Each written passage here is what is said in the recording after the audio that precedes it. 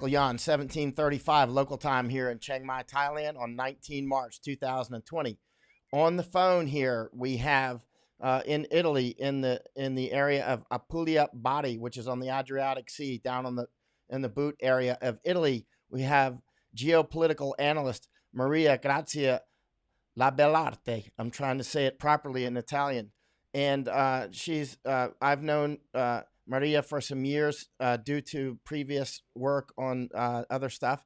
And so she's been telling me about a very dire situation in Italy, much worse than it looks on the news, which looks pretty bad. But let's turn this over to Maria and let her say what's happening in Italy right now. It's yours, Maria. Hi, Mike. Nice to meet you again here. And the situation, I can give you data, the yesterday ones. So the total positive are 35,700 most people. And the new cases yesterday were 4,200 most. And totally the deaths are almost 3,200, 2,978. So per day we have mostly 400, 500 dead people. And but we have even, the positive news is the healed people. They are 1,000 a day. And totally they are 4,000 at the moment. So I can give you just a view of what is happening. The most affected and the most infected people are in the north. So the district of Lombardia, Veneto, and Emilia. And mostly the city of Bergamo is the one most infected at the moment, is suffering a lot. The thing is that the south at the moment is trying to get calm the situation, but we have had this problem in the last 2 weeks that most of residents, people who were staying in the north for working or for academy or whatever, they moved to the south. So this movement is worrying a lot the government, and because as you know, the priority of this virus is the movement, so and it's very easy to get it. We hope the south won't be the outbreak is the north, because this situation can't be from the sanitary point interviewed well. So this is what is happening as data and as analysts at the moment. But there are even some positive news, like hospitals which are in Naples. They are adopting some drugs, like arthritis drug, and it seems it's working with the priority of people who are getting the virus, but as cure for who, and it's only at its starting, so we don't know how it will go. This epidemic started the 2nd of March. So 2nd of March. But at the moment, okay, 2nd of March. Let me interrupt, Maria. The 2nd of March, was that the first fatality? Yeah, and when it started, yes. But I'm talking about the 2nd of March. It started the outbreaks. Okay. Okay. And but we, as you know, the cure is always getting above. So we are living at the moment the peak. Okay. And okay, that's only 17 days ago. That's only 17 days ago. No. We are sorry. We are at the 27 days still starting. Okay. 27 days since it started. But the 2nd March is when the outbreaks, started. You get me? So at the moment we are at the 27 days. Oh, 27th for day. Sure. Okay. Yes. Come on. But as I told you, the peak is here now, this week. Okay, hold on. Okay, the peak is now, but that's the peak only in the north, right? Not in the south. In the north, but in the south as well. We are it's getting always more and more and more. Michael, is not something you can have in one day. Do you get me? It's a case which every and each day you have an augmentation. And so, in fact, every and each day they updated us with data. So it's a situation you can't, the data are what they can help you, but as you know, it's not that easy to have a perfect control of it and to know when it will finish. Right. Okay. So we have now the moment, the peak, because, as I told you, the peak of the nation. Do you get me? So because these people from as well from the north came to the south, and most of these people, as infection are other people, and so what apparently is bad is first of all movement of people. So isolation is what is required, and it's very, very important. So isolation. Okay. Isolation is very important. Okay, right. Yeah, of course. Stay at home. Of course. If you isolate people, this one at the moment. But what is important as well is diagnostic, because if you understand all is positive, you can isolate more these people. You get at the moment, what is happening in Italy? We can't get out from our houses unless you have some priorities like food or like doctor. And the armed forces and the policy forces are working in an excellent way in this, because they control you. And if you don't say the truth, you can be arrested or whatever. So this is a perfect way to control the situation. Okay. And so, Maria, just a moment, please. I understood you perfectly when we were talking before we went on air, but now I'm having a little bit of difficulty understanding what you're saying. Can you speak just slightly slower and a slight? When we were talking before we went live, I could understand you very clearly. It's just a little bit difficult now. Okay. Thank you. Okay. Can you understand me now? Yes. Can you hear me? Yes. Can you hear me? Got you. Sorry, okay. Maybe it was okay. So what I was saying is, okay, to be at home and isolated is important, and but even the diagnostic is important. So to get know well who people are positive, to isolate these people most. Do you get me? And so this is because at the moment we are working with the cure and with the long-term cure or backs, okay? But the diagnostic is very important as well. Once you isolated who is positive, this can help the virus not to spread out. Right. Michael, yes. Now you said you're not getting. In fact, as I told you before when we were speaking, some districts here in Italy, like Veneto, they are using this prevention. So they are making like a sort of massing test to understand who is positive, okay? Right. And to get these people isolated more and to let not it spread out. Now, you mentioned that the EU is not offering any help. The European Union, Germany, the rest are not offering any help. Can you clarify that?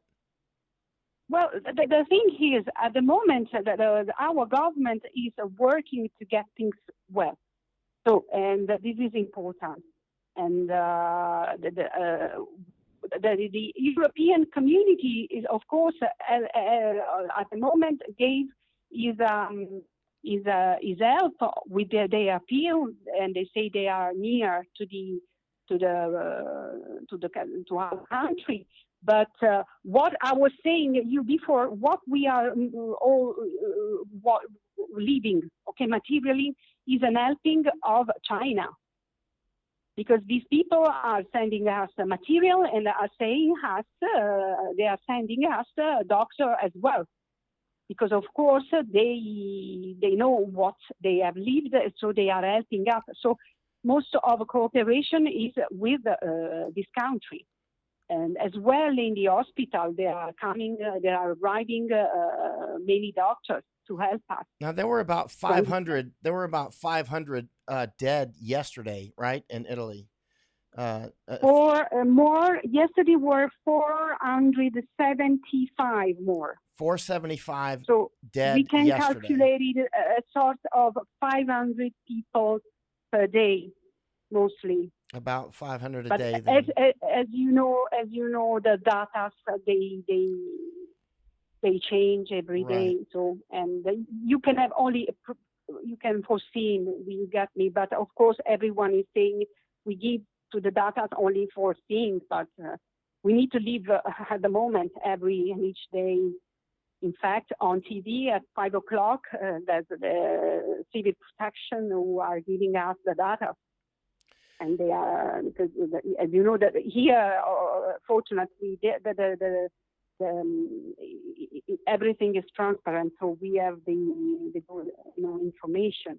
And the government, and most of all, I can tell you, Michael, the armed force, and the police force, and most of all, doctors, sanitary, all these people, they are, believe me, living as a hero. They are doing massive care. And they are helping 24 hours, and this is important. This is important. Most of everything, the data and everything is to stress this.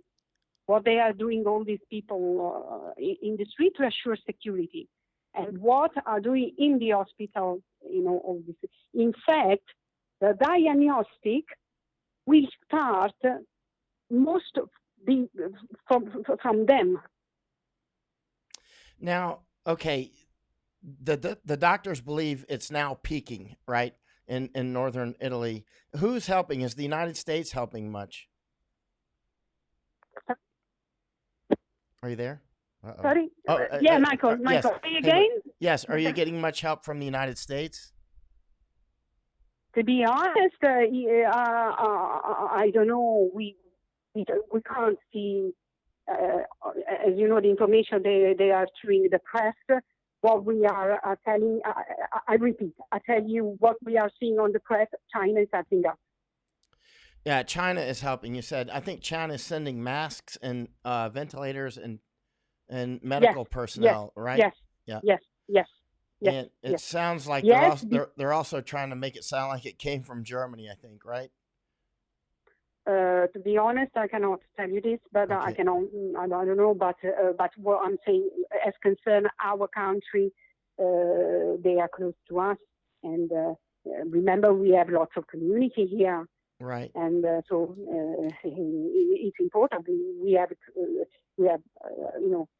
collaboration agreements. So of course this is important. Even with the health, no. With the academy, there are agreements, so this is important. What's the situation with martial law? Martial law. Martial law. In other words, are the police or the army? No. There is no martial law. The only thing is this: when you get out, you must assure you are getting out for some proper reason. Okay, because now. At home, as wherever there are these outbreaks.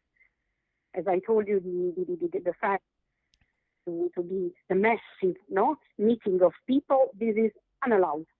So you need to show, of course, with a certification when you get out, why you are out. So, and it's food, as I told you, and doctors, and of course, who is going to work, and most and people who are working are sanitary doctors. and transport us, of course, because they're helping us with the food or with the alimentary or whatever, the transport and others. And as I told you, the forces. So you need to show why you are out.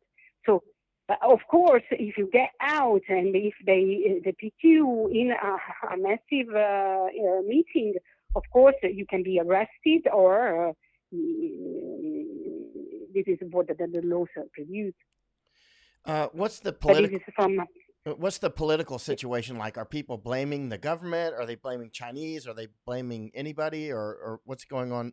What's the feeling of the people? The people is only blaming something. The people is blaming the fact when it first started, the isolation had to be done soon.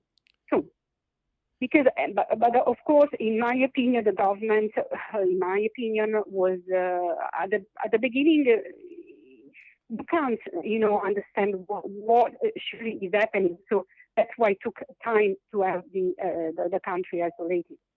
And but this is something maybe the other countries have to take as an example of our country, treasure of this. But to be honest,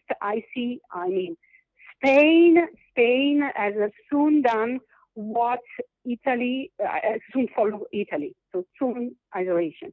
Or I know Albany as well. To be honest, France is starting from some days, or Germany as well.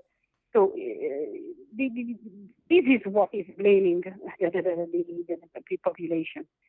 Or for example, if we were isolated soon, the Lombardia, the district, all these people wouldn't have come in the south, okay, which has less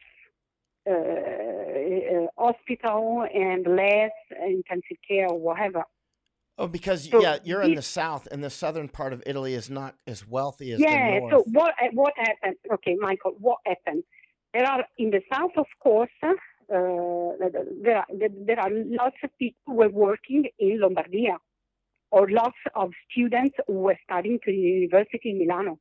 So what happened? As soon as the government said stop with this, so everyone at home, and we stop with work or whatever, and other restrict laws, of course these people took their trains and came to the north, to the south, to their houses, okay, to their families. But this created a problem, a big problem, because it was a massive arrival. We are talking about thousands of people. I'm not talking about 10 people. So this movement is bad. And this movement, I think, can happen in other countries when then they will start to stop. So from an analysis point of view, what I'm suggesting of what I see as analysis, okay, is stop the movement. So stop trains soon. Stop the opportunity of these people to infect each other. Because you know what is happening? Yesterday I was reading on a newspaper, a doctor here in the south was complaining the fact most of these patients are the parents of these guys who came from the north, okay, from where probably, I don't know where they were, for work, for study, okay. So, of course, they were infected. So, stopping the movement and trying to get better with diagnostic, understand who is positive, this can help. In fact, some newspapers here, some press, put for as a sample the South Korean one. It seems, but this is what the press is saying, Michael. So I give you the data I read. South Korea get better than Italy in this way because they adopted their diagnostic. Let me repeat something. So I spent so much time in Europe, I might be able to understand your words a little bit better than some Americans can. You're saying clearly that we need to shut down travel immediately. you're saying immediately stop to stop the slow down the curve. We need to shut trains and that sort of thing immediately. Stay home and isolate. Yes, yes. This is what we are doing. Right. But you're telling us to get ahead of it. You're telling us to get ahead of it and not behind it. Because, once you get behind it, there's no way to catch back up because there's too many people that have it and the hospitals get overfilled. And then the fatality rate increases dramatically. The point is, even to prevent, the doctors get ill. So, because they will need, these people is helping us. So if you have a massive movement, this is what we are blaming here, not. But I tell you, in any case, in my opinion, because this virus was unexpected in this way, and you can't. Maria, I think there's a problem with our audio. It's not with you; it's with the audio. Yeah, I know. Maybe. Can you hear me? I hear you, but it was much better before. Let me hang up. Let me hang up and call you right back. I'll call you back in like 30 seconds. It's gonna hang up and just try to get a better connection. All right, and you can grab a water. All right, be 30 seconds. All right, bye. Okay. Sorry about that. We'll try to get a better connection because I could understand Maria very clearly before, and then it kind of didn't go well.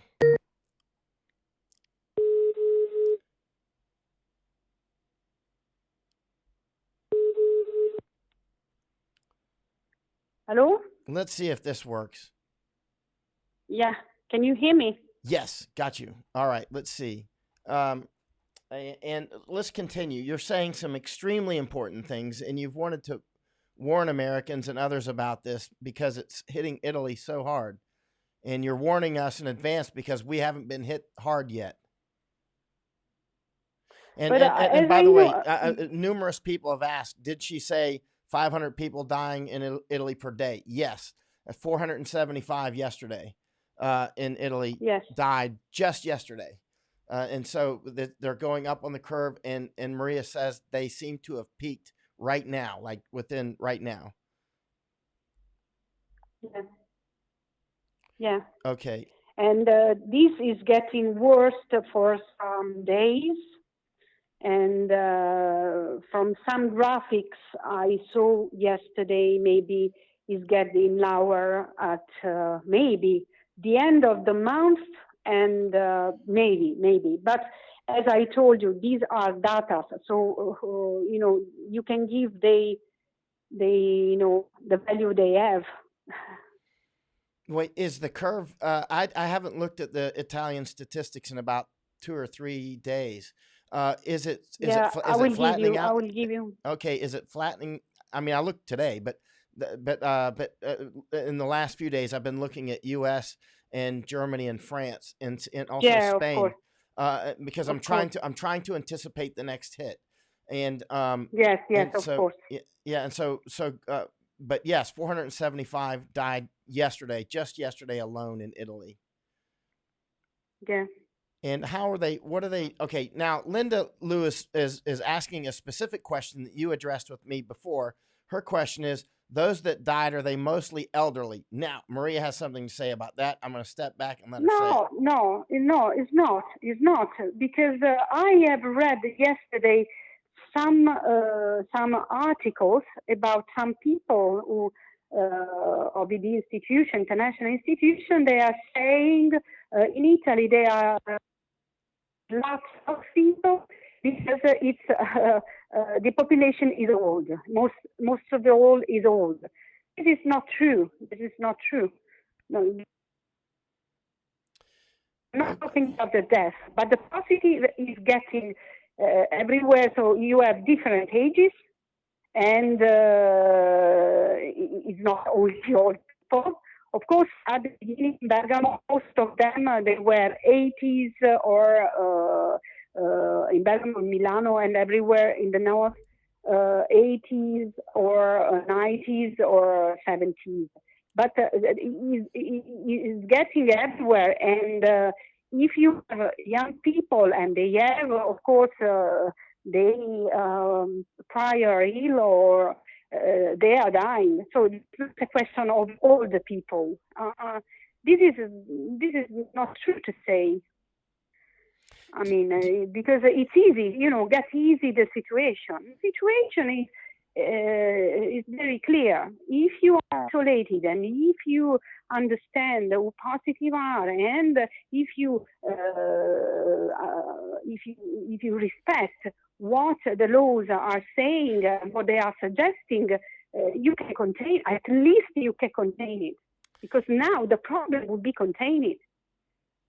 Right. And do you have enough doctors and nurses? Sorry? Do you have enough doctors and nurses? Is there enough doctors and nurses in Italy? No. And some have been coming from China. Yeah, as I told you, there are coming doctors from. No. Yes, of course, we have the doctors and the nurse, the sanitary. They are heroes at the moment. They are working. The Italian one. They are doing a work which is from, believe me, as a hero. Your doctors and nurses. I'm told that they're definitely working heroically. Reports are coming out about that. When this is all said and done, there's going to be some parades for them. This is unbelievable. They are courageous. Yes. They are the heroes. See heroes everywhere, but these people are heroes because they are working 24 hours, and they are, and most of these, as you understand, they are the first one to be on the line, to have the possibility, the chance to get it, the corona and the COVID. Okay, so these people, and as well as I told you, the police, the forces who are in the street and are working with this, and I mean, this is the truth, what is happening here. So, and what is important is to give at least the example of who at the moment has no urgency. And as who see the problem as the Italian one. No, it's not the problem Italian one. Because even us, we lived this at the beginning as a problem with China. And we were calm. But now we know, but we are, of course, people is calm because it's following the laws. So it's trusting what the government is suggesting. But at the beginning, it was not easy because people followed to get out. Do you get me?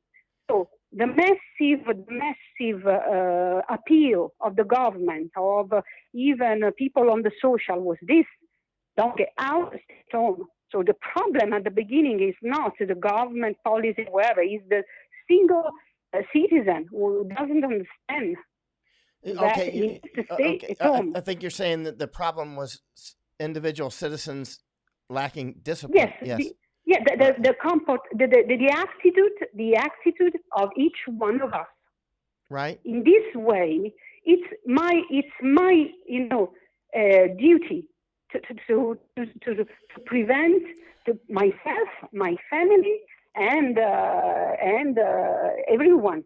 So that's why I think they're doing better in Hong Kong, in Taiwan, is because they have the cultural discipline that Italy definitely famously doesn't have. It's been a joke for generations. No, you know what? No, Michael. No. Pardon, this not to defend my country, but no. The thing is, once the Italian people, once you said, listen, you need to do this, they do it. So they are understanding now. No. We people are not so in a good mood at the moment. The thing is a country where they always live in totally freedom, fun, business, and life. And it's hard, Michael, to put individual from one day to another in another situation. Oh, I know. See, that's going to be a problem. See, the same problem that Italy has culturally like that is the same problem the United States has. Is that there'll be too many people. And this is not easy. This is not easy. No, because it's like herding cats. Herding Italians and Americans is like herding cats. It's Whereas, not easy. Yeah, it's not easy. So, Italians and Americans for example, are like that. Yeah, I can understand. Okay, I mean, I'm lucky because for professional, reason, I had some restriction, or I was in the habit to fly, not to see the family, to talk with them on the smartphone, or all these things, or restriction or whatever. But this is better for us. But try to imagine people who had always a normal life from one day to another. For example, try to think that the school, these pupils, now these guys, from one day to another at home. So smart schooling. So they are trying, and the smart schooling is a news for us. So can you imagine all the work what teachers as well are doing at home to understand and to let all the guys, I mean, all the students to go on with the programs. So everyone, to be honest, is doing his work, which is not easy because it was unexpected. So this is what positive I can see in this situation. Everyone is giving their best. And that's it. Let me ask you this, Maria. What about food and water? Are you okay with food and water? At the moment, we have absolutely no problem. And Excellent. This is thanks to the transporters, because these are the people heroes. Excellent. So no food or water problems. No. At the moment, we don't have. And most of people of supermarkets, they are doing a huge job. Because, as you know, some towns, countries, and this is important, gave the chance to have not to bring food at home. So we have volunteers. Or when you do your shopping, you just call them and you just give what you need, and they come home and they are doing this job. So volunteers. Great. Again, volunteer and other shoppers. people. Volunteer shoppers. Yes. But they are just at home. No, they bring food at home. So this is important. Not only them, even the pharmacy or no, the control is very good. I mean, the situation at the moment, what is worse is in the hospital, Michael. In the hospital. And so what we need now to work with is to avoid full hospital. And again, I said, it's maybe half an hour we are talking. Again, we need to stop we need to spread out the diagnostic, seeing who are people effectively positive. Not only isolated the country. This is important with the test. So, as you know, in my opinion, then I don't know, it's a humble one, but what is the example of South Korea is good. It's good because they are continuing with a massive test. And most of these guys were even volunteer. So this is important. This is important. And then I cannot tell you anything more, I mean, at the moment. But I hope this situation, of course, it's important to say they have stressed the fact that we are for a week at home. This is giving some positive reaction, and on the in the cases. What about, has anybody had any problems with electricity or water? No. At the moment, no. Great. So, at the moment, thanks God. Yeah. Thanks God. So no food problems, no water problems, no pharmacy problems, and electricity is good, water's good. No. Good. No. Yeah. At the moment, it is contained. We are safe at home. And this is what we need to do. So the problem, as I told you, at the moment is only the hospital. So, but it is important the individual attitude. Now we cannot. Okay, it's not time to protest against policy or whatever, but it's even the individual. I mean, attitude. Because of course, as happened here in the South. If the government says stay at home, it's not allowed to get out, blah, blah, blah, blah, and you are doing parties or feast, what to say? This is not fault of politicians. This is individual. Right. Because the contact must be at distance. So, Michael, it's hard. And again, try to get these people understand they need to stay at home and blah, blah, blah. It's not easy. And it's not so easy. So we hope, but if this isolation or the fact to stay at home we go on, this can be a positive reaction on the containment of the virus. Okay, this is very important. I see. Let me see if there's any questions here. There's a lot of questions and statements here. Can you see the comments on my Facebook, or are you even looking at Facebook? At the moment, no, because Okay. I'm on the phone. So Okay, no problem. Yeah. I will look to the bottom here and see if there's any.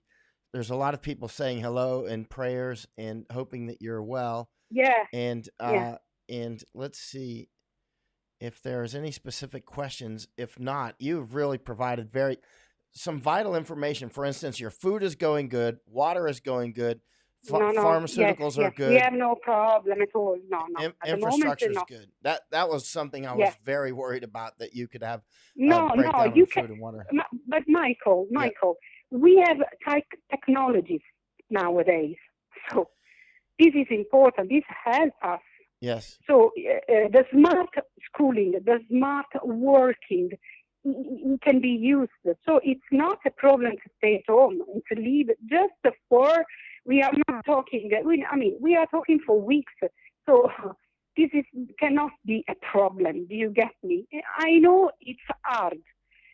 In fact, I can tell you, there are on the phone lots of psychologists helping. You have numbers, you can call them, and they help you to understand the situation and to care, most of all, of course, with all people at home. Okay? But you know what? The old people, it's easy to contain because they live the war. So it's easy. They knew what the war is. So, of course, it's harder with most of young people and who are adults. Wait, you said the old people. I'm sorry. Can you repeat the part about the old people? No, what I say, it was easier to old people to stay at home and to understand for their wealth they need to be distant from everyone. Okay. Right. Or to be isolated at home because they lived the war. Okay.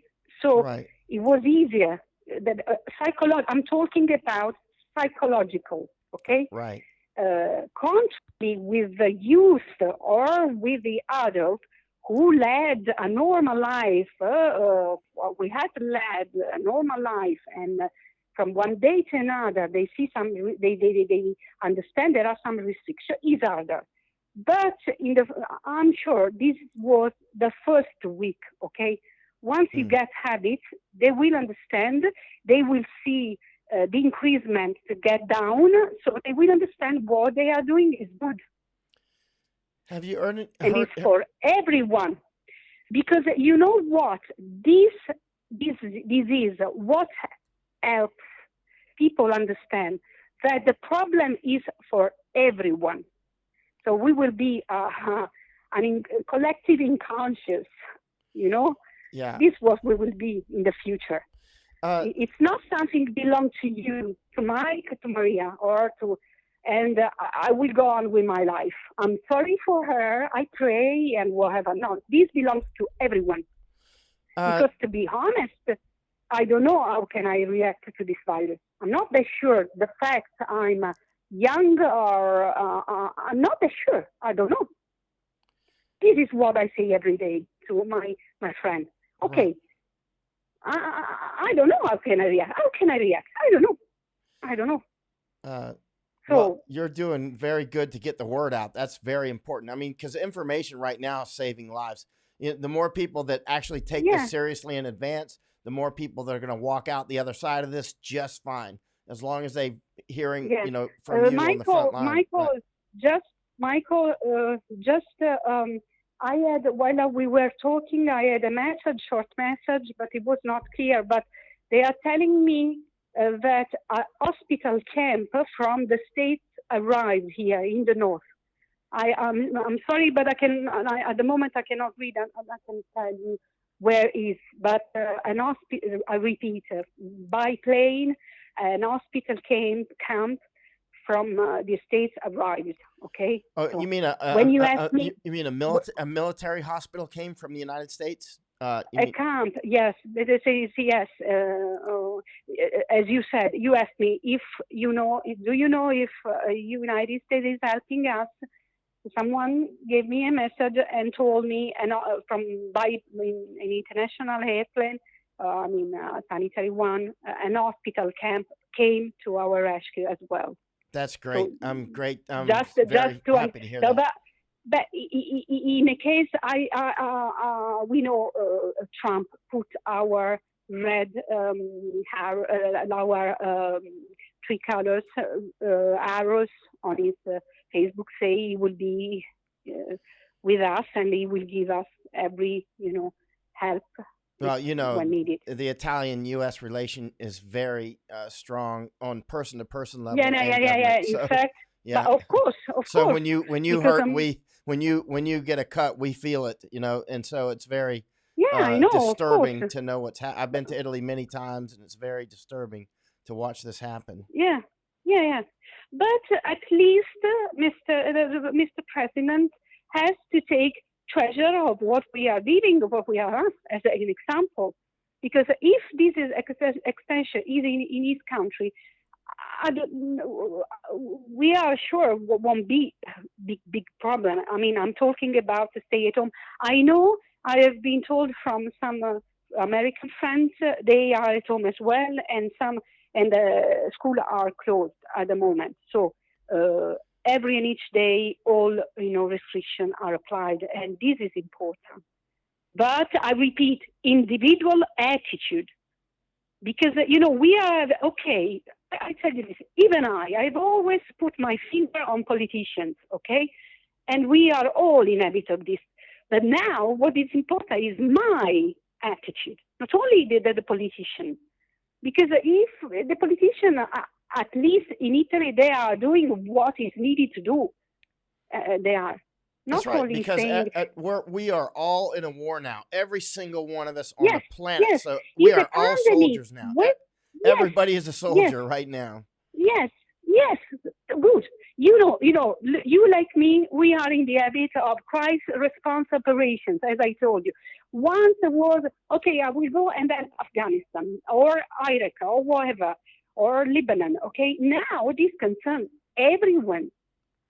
So this is important. Oh, yeah. And everybody in the world is in this war, right? Nobody can escape it, right? Yes. Because I tell you, for example, I'm talking about myself. When in China started, I was watching TV. Okay, I cried and I was bad. I was praying for these people. But in my soul, I thought it was like unconscious. I said, this won't happen. Okay? This is a problem of China. Now, it's different. Yeah. Because it was like, I don't know, it's a psychological thing. It's like because of probably, but we are, I don't know, we have never passed anything, so this won't happen in our democratic countries. This is, the COVID is not democratic. So it has nothing to do with democracy or good government or whatever. No, this is Mother Nature, and Mother Nature is above all this. Yeah. She's way above all this. Yeah.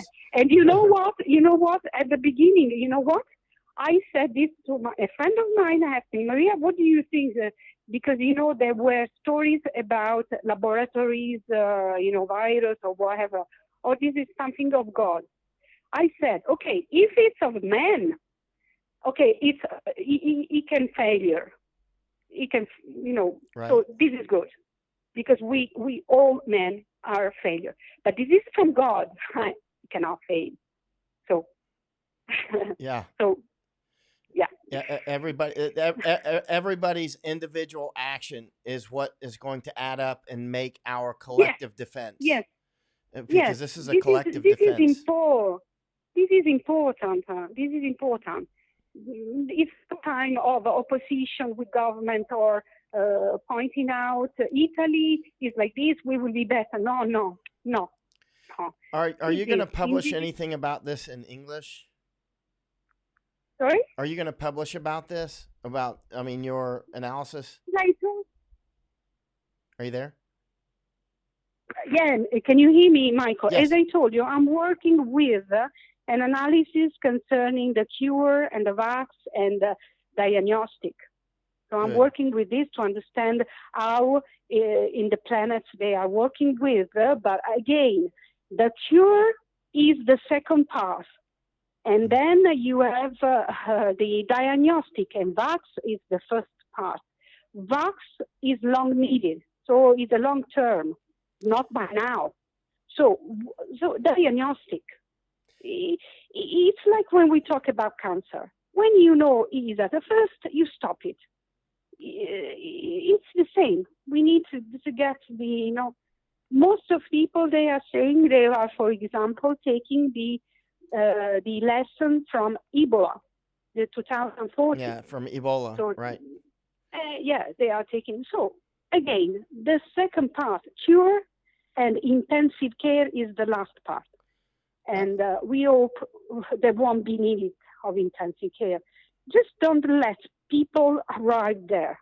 Just to prevent. This is what they need now. Are people wearing masks when they do go out? Okay.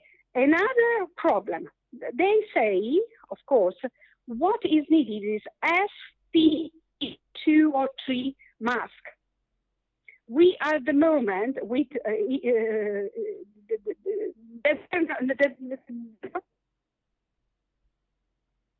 I'm sorry, you just broke up. Can you hear me? Yes, Can you hear me? I got you. Can you hear me? Okay. Yep. Allora, I tell you, as concerned people, of course, when you get out with your gloves and mask, okay? But what is needed is the FFP2 or FPP3 mask, because this is the one who can stop it. Has there been any increase in crime? No. At the moment, no. They are all at home, Michael. What's that?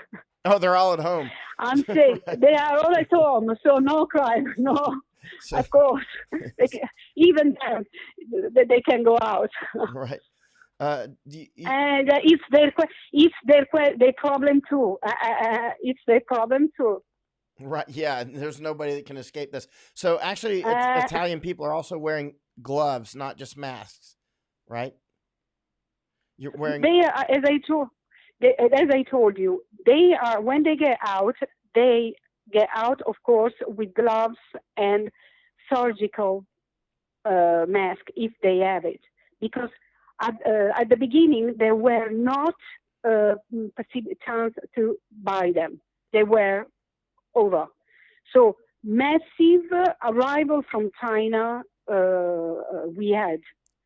And of course, when you get out, you need to use it. But it's the FP2 and FP3. It's a particular kind of mask. Actually, yeah, you in Italy and also like Korea, you have different nomenclature. We'll call it the N95. Koreans, I think, call it like a K. Okay. They call it like a okay, K. okay, K okay, okay. Sorry, yeah, sorry. It's okay, but I know what you're talking about. Most of us do, I think. Yeah. Sorry, it's the one with the inspirator. The one, the good one. You need to get the proper mask, right? Because other masks, they are not. They're useless. They are useless. This is what we have been told. We have been told proper mask. Right. Can you send me a photo of that when we go offline? I'd like to see what kind of mask that you're actually using. Yeah. Okay. I guess I could go online and surf around and see as well, but I would really appreciate it. And do you have anything else that you'd like to say? This has been vital information. No. Okay. It's not. Okay, thank you, Michael. You I are will awesome. talk to you again. I appreciate that you're coming thanks out. as always. I appreciate that you're So reaching out and warning everybody. I hope this can be useful. It's very useful, extremely useful. For instance, that you don't have a food and water shortage is really information I need to hear. No, we have not. Yeah, and we have electricity this, and water are fine. Yeah. Thanks to the people who are working. I mean, there are people in the street. You know what?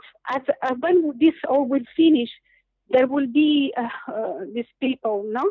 There will be a Nobel to be created to all these people who, all in the world, not the countries, all in the world, all these people who help. Wait a minute. What was that last sentence? What was that last sentence? I said, when I hope this will finish in all the world, they need to create a Nobel Peace for all these people in the world who help us. Yeah, exactly. Nobel Peace Prize. Yeah. Not for countries, for all world who are doing this job. Because, it's not in Italy. As well in the other countries, supermarkets, medicals, or armed force, or transporter, or teachers. These people, which are helping us in their ways, okay? And even the individual who stay at home, okay? You are awesome. I really appreciate this information. This has been vital, and a lot of people need to hear what you were saying. And I would like to keep we've been communicating for years, but I would like to keep the channels still open more, especially if you have anything that you want to get out or feel that others need to hear. Yeah. Thank you very much. Ciao. And ciao, Michael. Ciao. Un saluto dall'Italia. Ciao, Michael. I'll see you in Italy. I'll see you in Italy sometime. Ciao. Bye-bye. Ciao, sì, appena. Michael, as soon as this finish, I wait here and we will go around Venice, Milan, Rome, and in the south. I'll take you to with your wines, and in the time we go near the beach. You should be careful because I'll actually come. I'll actually do it. No, it's not I a love problem. Italy. And we will. And you know what? Yeah. You do a picture. We will have a selfie, and we will say this happened. Yeah. Okay. I love Italy. I love Italy so much. And, okay. Thank all right. you.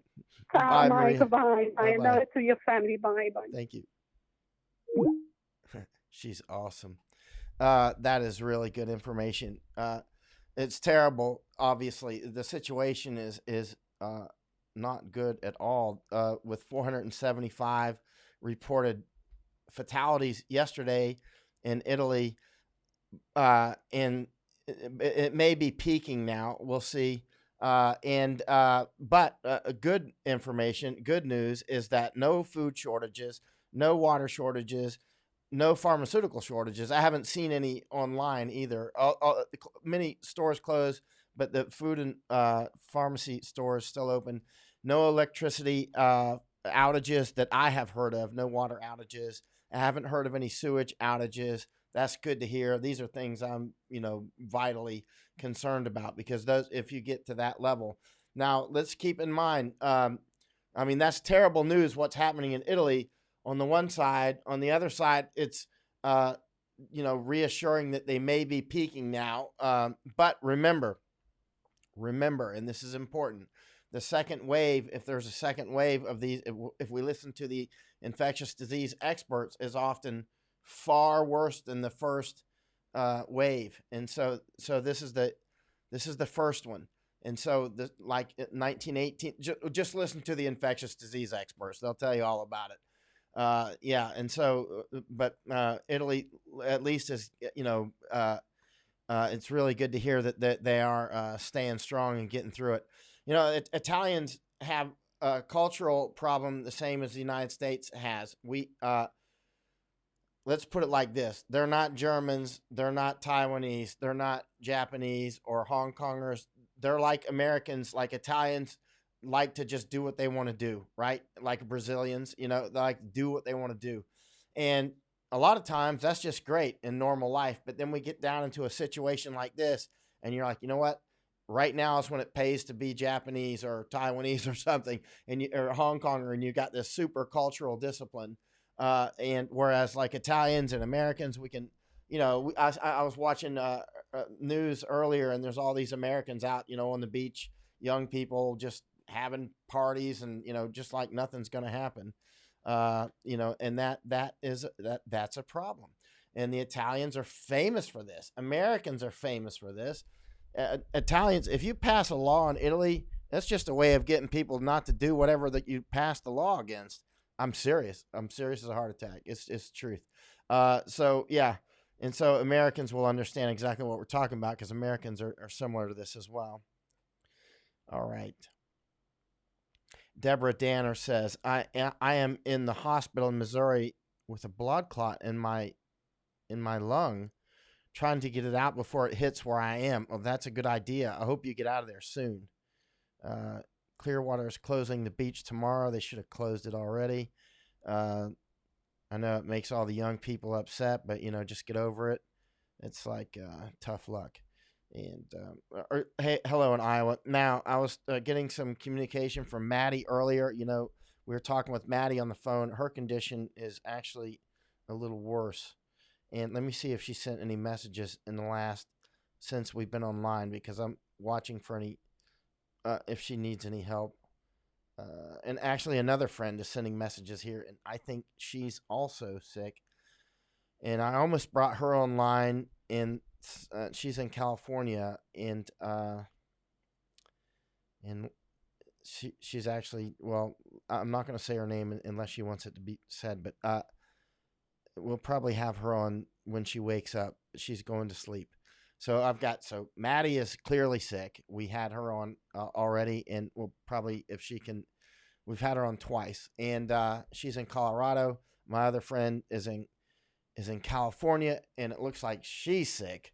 So that's two. And my friend in California, she's saying, like, everybody, going to the stores don't have masks on in Los Angeles and that sort of thing. And I've been encouraging her to stock up on food. Now, I would not take the Italian reference point here and not stock up on food. I would still do it big time. But I'm very encouraged to hear that the Italians have kept the food rolling. That just takes a slight burden off of me, seriously. But again, this is the first wave, though, and remember, keep it in mind. This is the first punch. The big punch is the next one.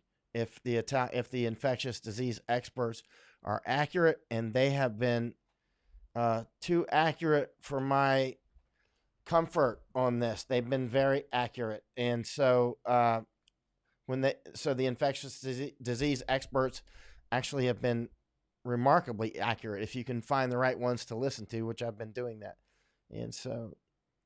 Let me see here. Some comments here. Vicky Wattenberger Poma. In Barcelona, we can only get out for groceries or to the pharmacy. We cannot even go for a walk. Only one person in the household can leave to do those things. That's smart. Remember, of course, as you well know by now, one person will bring it back to the beehive, the household, and that the whole house will have it. And so that's really important.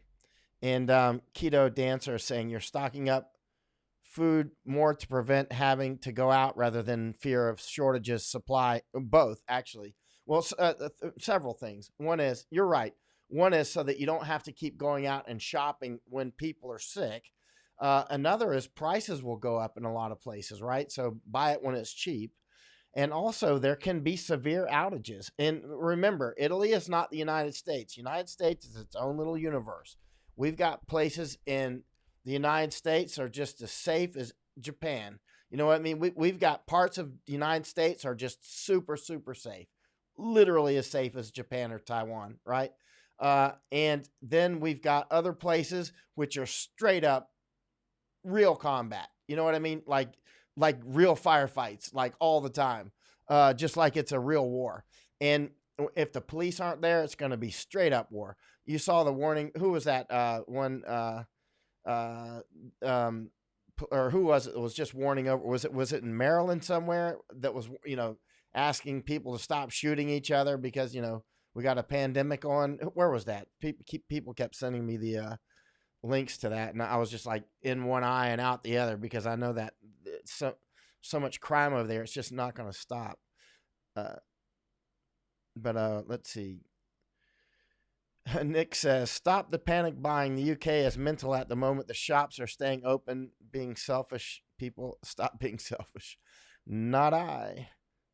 And people like me, we bought so far in advance, it doesn't matter. If you buy very far in advance, you will never have the problem because the supply lines are open and nobody even notices. And the way to do it is over time. You stock up over time. Whenever you see specials like buy one, get one free, if you do that, if you make that a habit when you shop, then before you know it, you'll have a really deep pantry that's like half the price. You know what I mean? Or at least considerably less than if you do it at the last minute. That's for sure. Shouldn't do this at the last minute. Remember, a lot of disasters don't give you 3 months warning before they come, right? A lot of disasters give you no warning. You wake up and the roof fell in because you're in a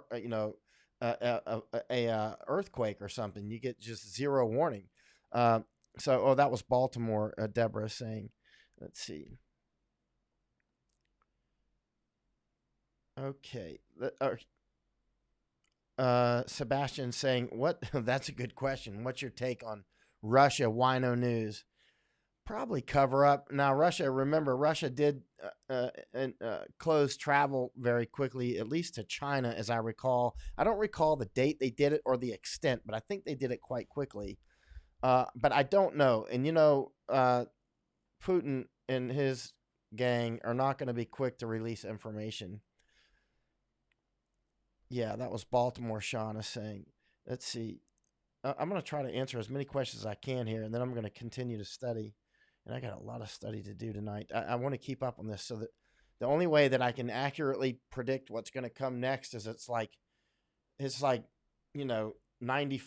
homework. You know what I mean? It's just homework to try to make the best guess about and it's all kind of witchcraft. You know what I mean?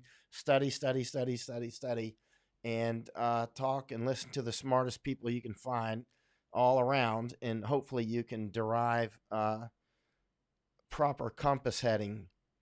And one thing I am going to continue to advise is definitely stock up on food if you haven't done it yet. Walk up and down every aisle in the grocery store so that you don't miss anything. And same in a hardware store and the same in a pharmacy.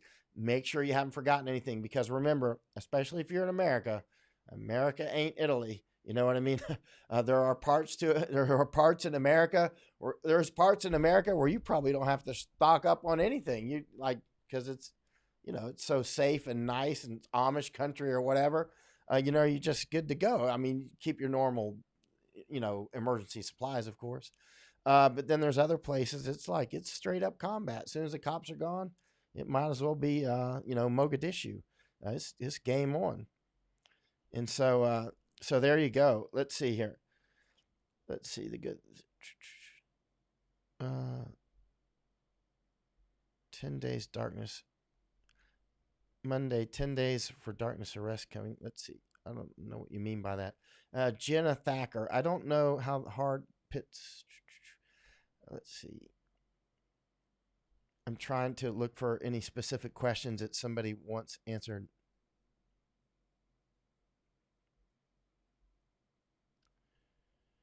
Yeah, no, Susie just made a good point. Susie N. Hartman. After you go out, it is wise to keep all, you're talking about clothes, in your garage for a few days. Change clothes in the garage and shower.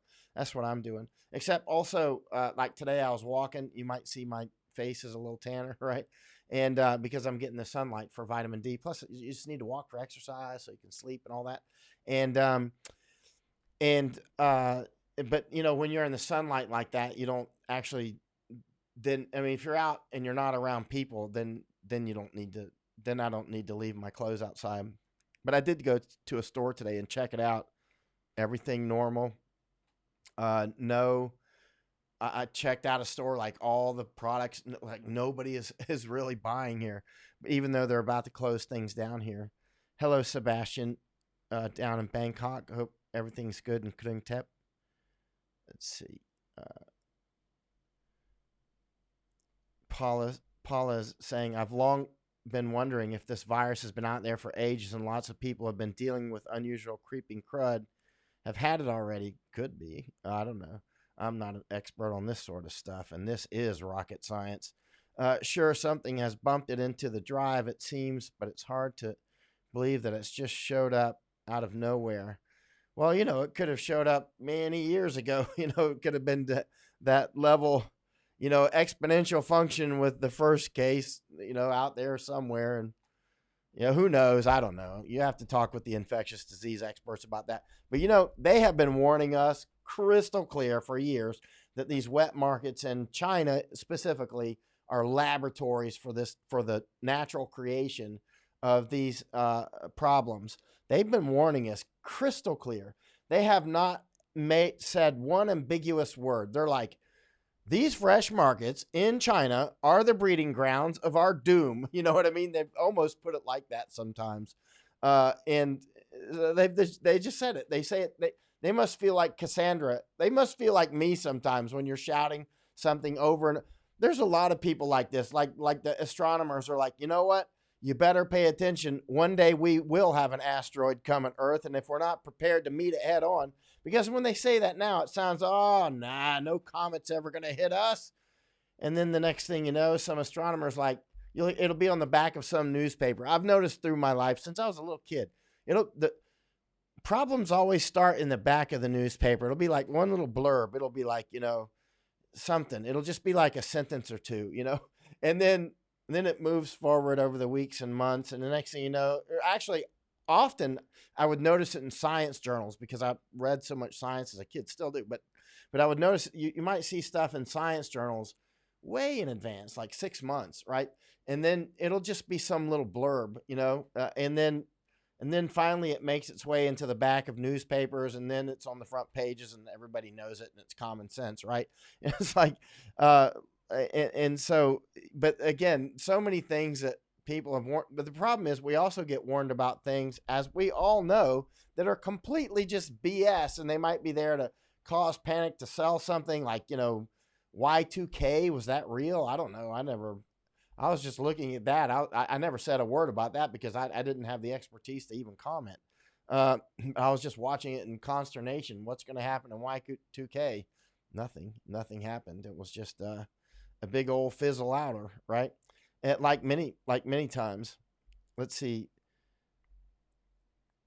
Susie in Hartman. Yes, we need to wake up. Earthquakes are more now in California and lots of weather changes, she's saying.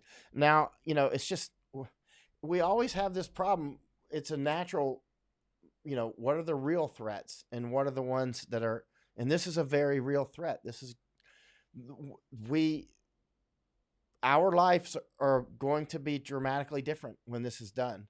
I'm very happy to see that they haven't had any food and water shortages in Italy. I wonder what's just happened in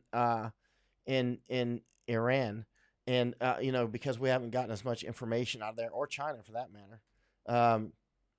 But we'll know soon enough. Kim McKee is saying yesterday in Wichita, Kansas, the banks were limiting cash withdrawals. This stock market crash reminds me of 1929 and the 1930s coming. Yeah, well, no.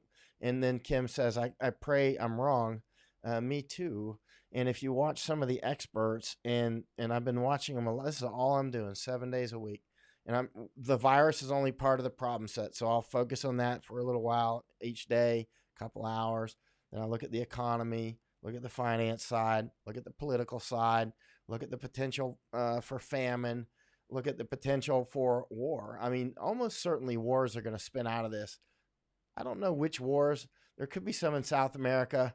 Could be civil unrest in the United States. That's highly conceivable. In fact, I would say at this point, flip a coin.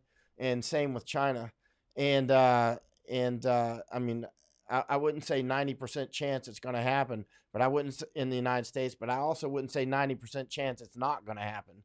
It depends on a lot on where our economy goes. And at this point, it is going to land like a raw egg, is the way it's looking right now. And you don't actually need to be an economist to see that. You can just see it's just very serious. Sherry Bonin, you said you missed me by an hour. It's no problem. You can go back and play it. Actually, I need to call Yoko up in Japan too. I want to get her on. And let me see if Yoko sent me any messages here. And we were talking about her coming on as well. And yeah, okay, nothing there. Nothing from, maybe Yoko's actually watching this. Yoko, Earth to Yoko. Yoko, if you're watching this, I'll give you a call when I hang up. All right. Hey, Sarge, I hope everything's good. I hope everything is good, especially in your situation. I want to talk with you about that offline. Hey, Fabio, we talked about it in class about making vaccines 11 years ago in my college. Yeah. Let's see. Sam Edwards. I heard they are sheltering in place under the Pentagon-wide travel ban for military families. Okay. Terry Taylor saying, my bank only lets us go through drive-through, make an appointment for inside transactions. Yeah. I'm sorry, I can't always give you notice in advance because when Maria sent me a message, because we've been communicating for years, I said, "Oh, how about right now?" And she's like, "Okay, we can do it now." I didn't have any chance to tell you about it. I was just like, "Okay, we're gonna go hot," and that's what happened. And it just, that's just the way it's gonna be, generally speaking, as well. Who knows? Maybe someday I'll have a actual program.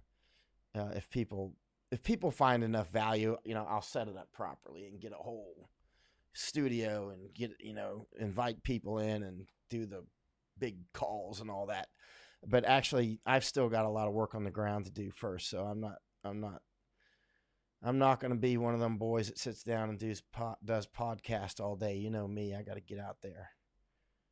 Let's see, Barry Hendelson, but cash has to go. That is obvious.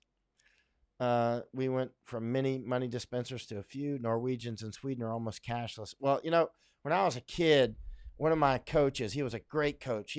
I haven't seen him on my Facebook in a while, Mr. Cuddy, James Cuddy.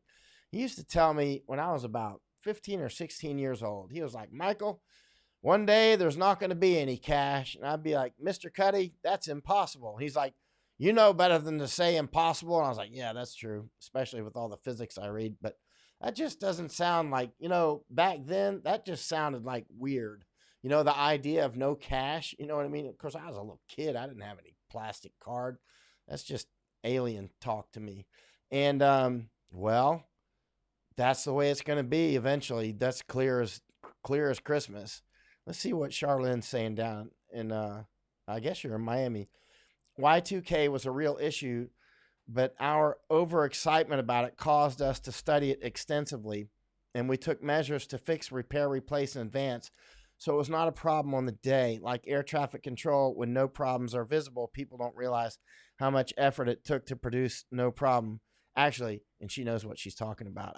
I'll let her explain who she is if she ever wants to, but she actually, let's put it this way. I'm taking her at her word. I know who she is. And so that's a good point, Charlene. Like, for instance, that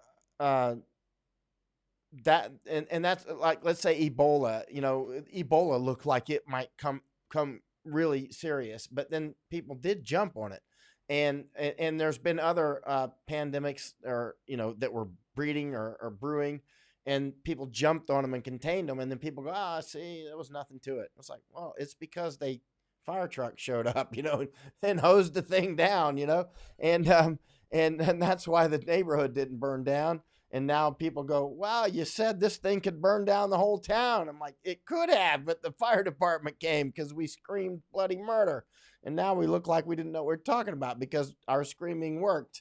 It's like, how it goes. There's a lot of highly educated people on my pages. Exactly. I don't need to say more. Let's see what Sarge is saying. Most Western people culturally are at a disadvantage when it comes to masks. Remember, the CDC said we don't need it then backpedaled. In Asia, everyone wears a mask. Yeah, it's like, Hong Kongers and others are like, why don't y'all wear a mask? I wear a mask. I wear a better mask than practically anybody out there. Where's my mask? I was wearing it today. I already had mask before all this happened. I mean, you know me. I'll go chase cannibals and I'll go to combat and all that stuff, but I don't go out there without the right gear. That's crazy. Chances of you getting killed are pretty high even with the right gear. So let's keep those chances to a minimum. Hello, Wei-Shan. It's fine, Michael. I'm more blaming the app notification. I didn't get the notice until 20 minutes from. Oh, that's, you didn't get the notice until 20 minutes for Facebook. Periscope came even later. Nothing from YouTube for you. Did you hit the bell on YouTube, Wei-Shan? That's terrible. Thank you for hitting all the different notices. At least you'll be able to give feedback on whether they're coming out or not. Hey, when this comes down through your area, we should have you online as well. Sorry, I just saw something hit one of the alarms. Yeah, Mona Daniel says, I don't think with internet banking there should be a total run that shuts the money flow up. Yeah, I mean, a big concern now is that there'll be a run on the banks. That there will be a run on the banks, and that is a very serious. Remember, there's the virus. That's one threat, and remember, we're only on the first, wave. If there's more than one with this, and the second one, according to the experts, is that's the big one, possibly, if not probably. And then there's the economy side, and then there's the finance side, and then there's the political side. And so this is so complex. And then again, we've got, Saudi Arabia and Russia doing their thing on the oil jousting. And what's oil at? Last time I checked, it was at $22 a barrel. Perrier costs more than that. I mean, seriously, how much is a lot more? I mean, how much is oil right now? I haven't checked in 18 hours probably. But what's the oil price right now? And so, I mean, there's so many things that are affecting, that are huge. I mean, if all this stuff wasn't going on, it would be front page news every day, the oil prices, because that is a big, big, big deal for a lot of people, especially for a lot of people in the United States. It'll affect us. Hello in Poland. Dzień dobry, jak się masz? Let's see. Hello from Poland. People here are in the streets. Our government is talking all the time about the big success. We don't have many cases for 24, but they don't inform citizens that they don't test people. We don't have enough tests. My friends are sick. They call to the medical service, stay at home, and call when the situation would be worse, they said. That sounds like America. See, Poland and America, we keep hearing the same thing in the United States. And,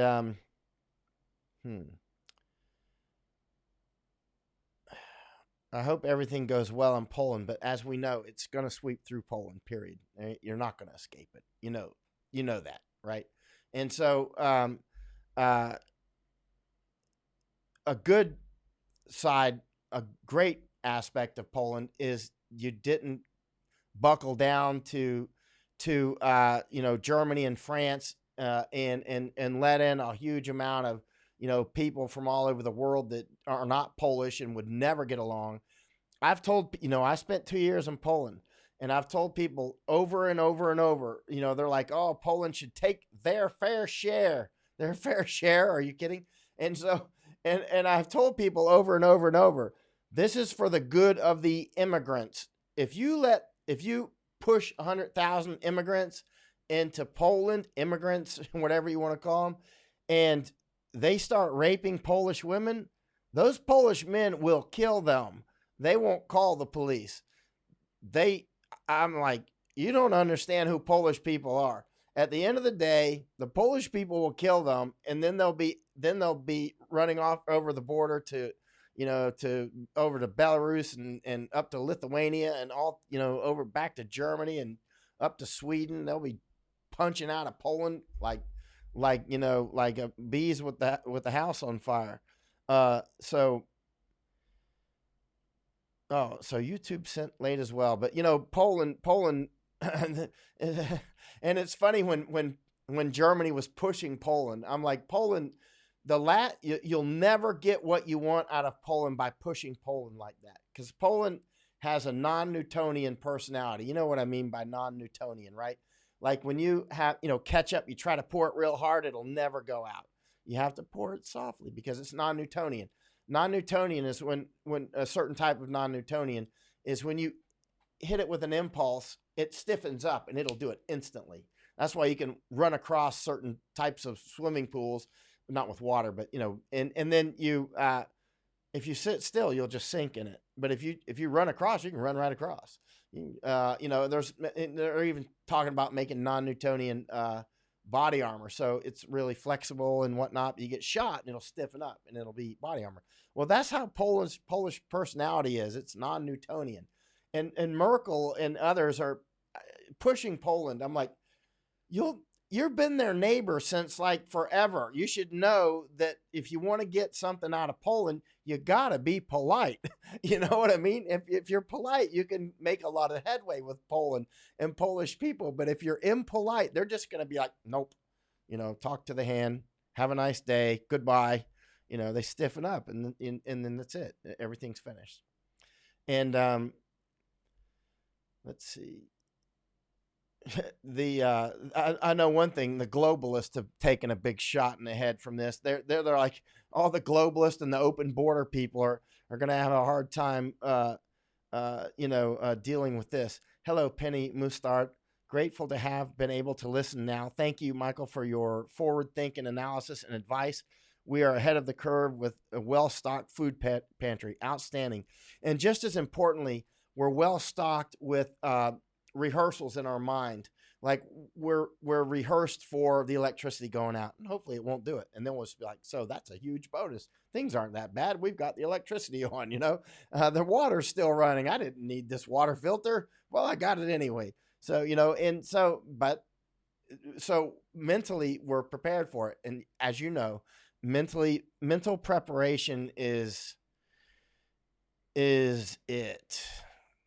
Charlene Twyford Davis, retired air traffic controller and aviation system project manager in Ocala now. So you left Miami. So anyway, that's what Charlene does. I know Charlene. I didn't want to say what she was doing unless she wanted to say it. So when she was talking about air traffic control, she knows exactly what she's talking about. And also she's just highly, very super smart. And, so that's why when she makes comments, I know that they're going to be accurate. Let's see. Sarge Harris. Long story short, I was reprimanded, but my boss and higher ups for educating my patient about his Wuhan plague, ordered not to wear my respirator and full body gown, to follow policy based on guidelines of the company, which follows the CDC. Wear a surgical mask for 11 hours. And I'd like to tell people what you do. I don't know if you would permit me to do that. I know I can say that you're a medical professional and you work with patients daily, and that you were ordered by your bosses not to wear a mask, which is insane because your patients are already immunocompromised. Oh, I wish I could interview you online. I know that's not going to happen because you're not going to be able to do it. But bottom line is, it was very concerning. And I by the way, I told Steve Bannon what you told me. Unemployment. I just emailed it to him. I didn't call him about it. And let's see. Unemployment is, yeah. Our economy in the United States was doing really fantastic until this. And now, one thing, there is going to be a massive silver lining from this. I can see it coming finally. People like Maura Moynihan, and excellent interview with her today, by the way, on American Thought Leaders. I loved it. I watched the entire. Actually, I'm going to have her on here. Maura has already agreed to come on my podcast, and I would love to have her as a co-host. Actually, she's a friend, and she grew up part-time in India because her dad was the ambassador to India. Her dad was Senator Daniel Moynihan. Super respected on both sides of the aisle. And anyway, she got a lot of that education that her dad, and so she's she's a big brain person, and she worked with Tibetans, for a long time, years and years, and was up in Nepal a long time, in India and Thailand here, and so many places. I got to know her here in Thailand, and then now anyway, so yeah, but Maura Moynihan and I and some others have been for years working for the destruction of the CCP and the Chinese Communist Party, not China, because Chinese people are fine. There's no problem at all. And they're victims of the Chinese Communist Party, big time. And so, and now, especially in about the last 48 hours, or 72-ish, when China started saying, oh, the United States, or it was a little bit longer than that. China's saying, United States released this virus as a bioweapon. What? And then finally, President Trump just comes out and he calls it Chinese virus, right? And people get all upset in arms, but now it's sticking. It's sticking. It's sticking, that Chinese virus. And now you got people that are like, yeah, let's hold China responsible. That's a big deal. Now you hear like British starting to say, we're at war with China. That's what Maura and I have been saying for years. And others have been, sorry, I was checking security. And that's what Maura and I have been saying for years. We are at war. They've been at war with us. We're not the only two. It was U.S. military officers been warning me for many years. They're like, way back before I went to the wars, they're like, what are you doing wasting your time running off chasing cannibals? You should be studying and attacking China. You're a writer, and I'm like, okay, better late than never. I'm here. I'm here with the whole fire brigade, my whole pocket of pens. And so, and been studying it for years now. And so, and now we see so many others joining battle now. I just feel like, wow, now we've got President Trump, we've got British and Germans and all kinds of others are like, yeah, you know what I mean? Not to mention Hong Kongers. The Hong Kongers are unbelievable, man. If anybody deserves a Nobel Prize, it's Hong Kongers. Standing up and bad things could happen to Hong Kong still. We need to straight up warn China. If they do something bad to Hong Kongers, we're going to do something bad to them.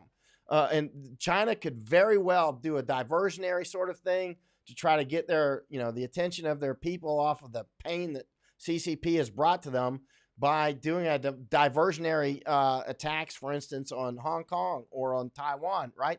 We need to be crystal clear. If you do anything like that to Taiwan or Hong Kong, we're going to hurt you.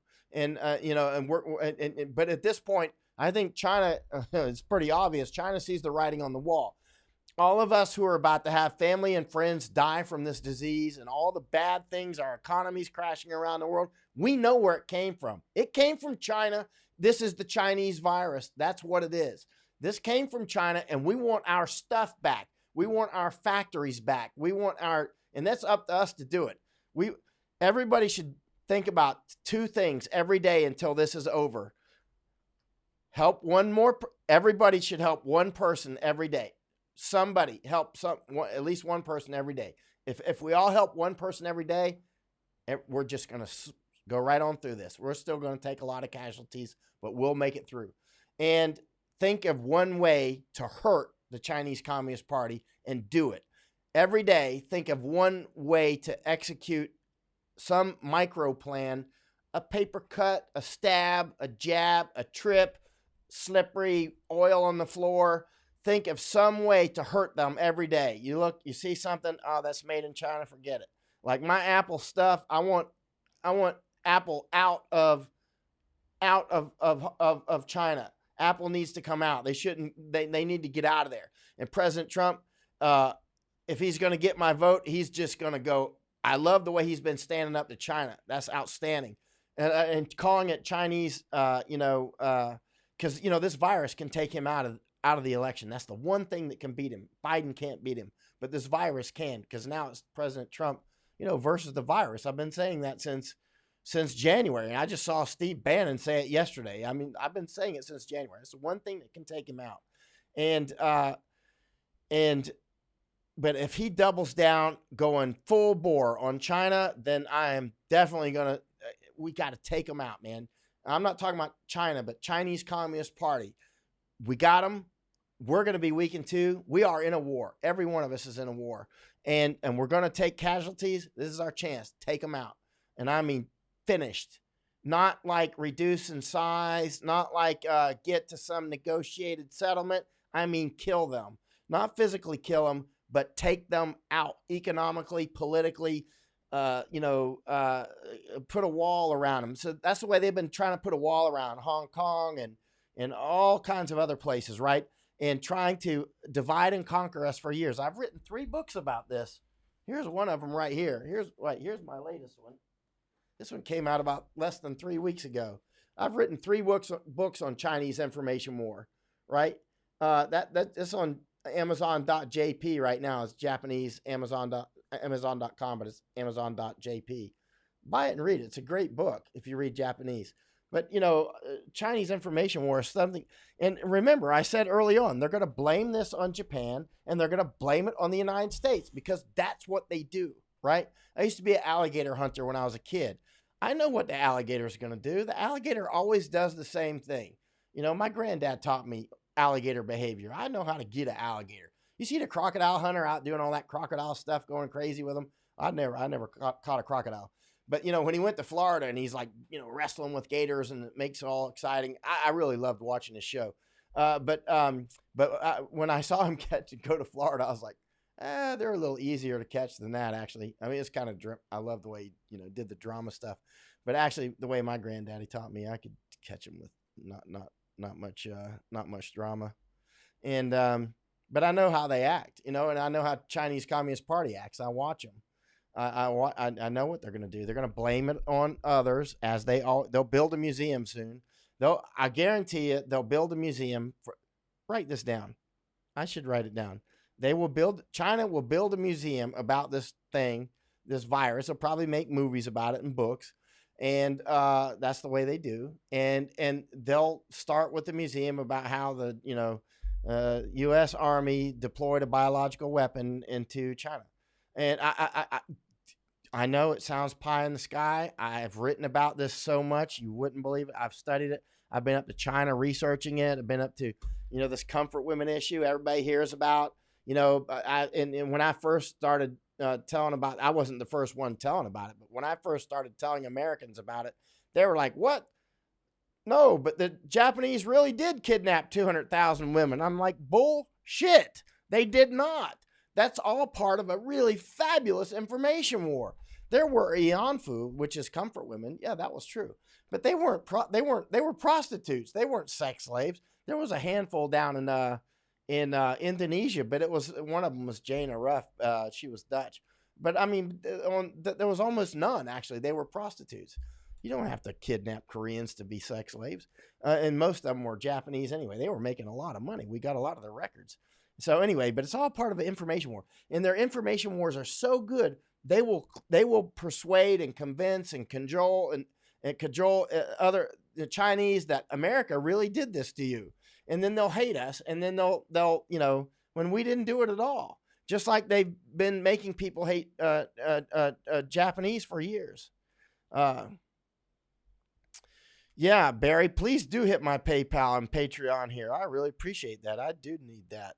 It's on the top of my Facebook, like my Patreon and PayPal. My PayPal is my email address, Michael.Yon at gmail.com. I wish I could leave a comment here. I probably can. I don't know how. Let's see. Well, I can just say it. It's my name. Uh-oh, my voice is cracking. You know what that could mean. Uh-oh. If I do get sick, I'll try not to die, and I'll try to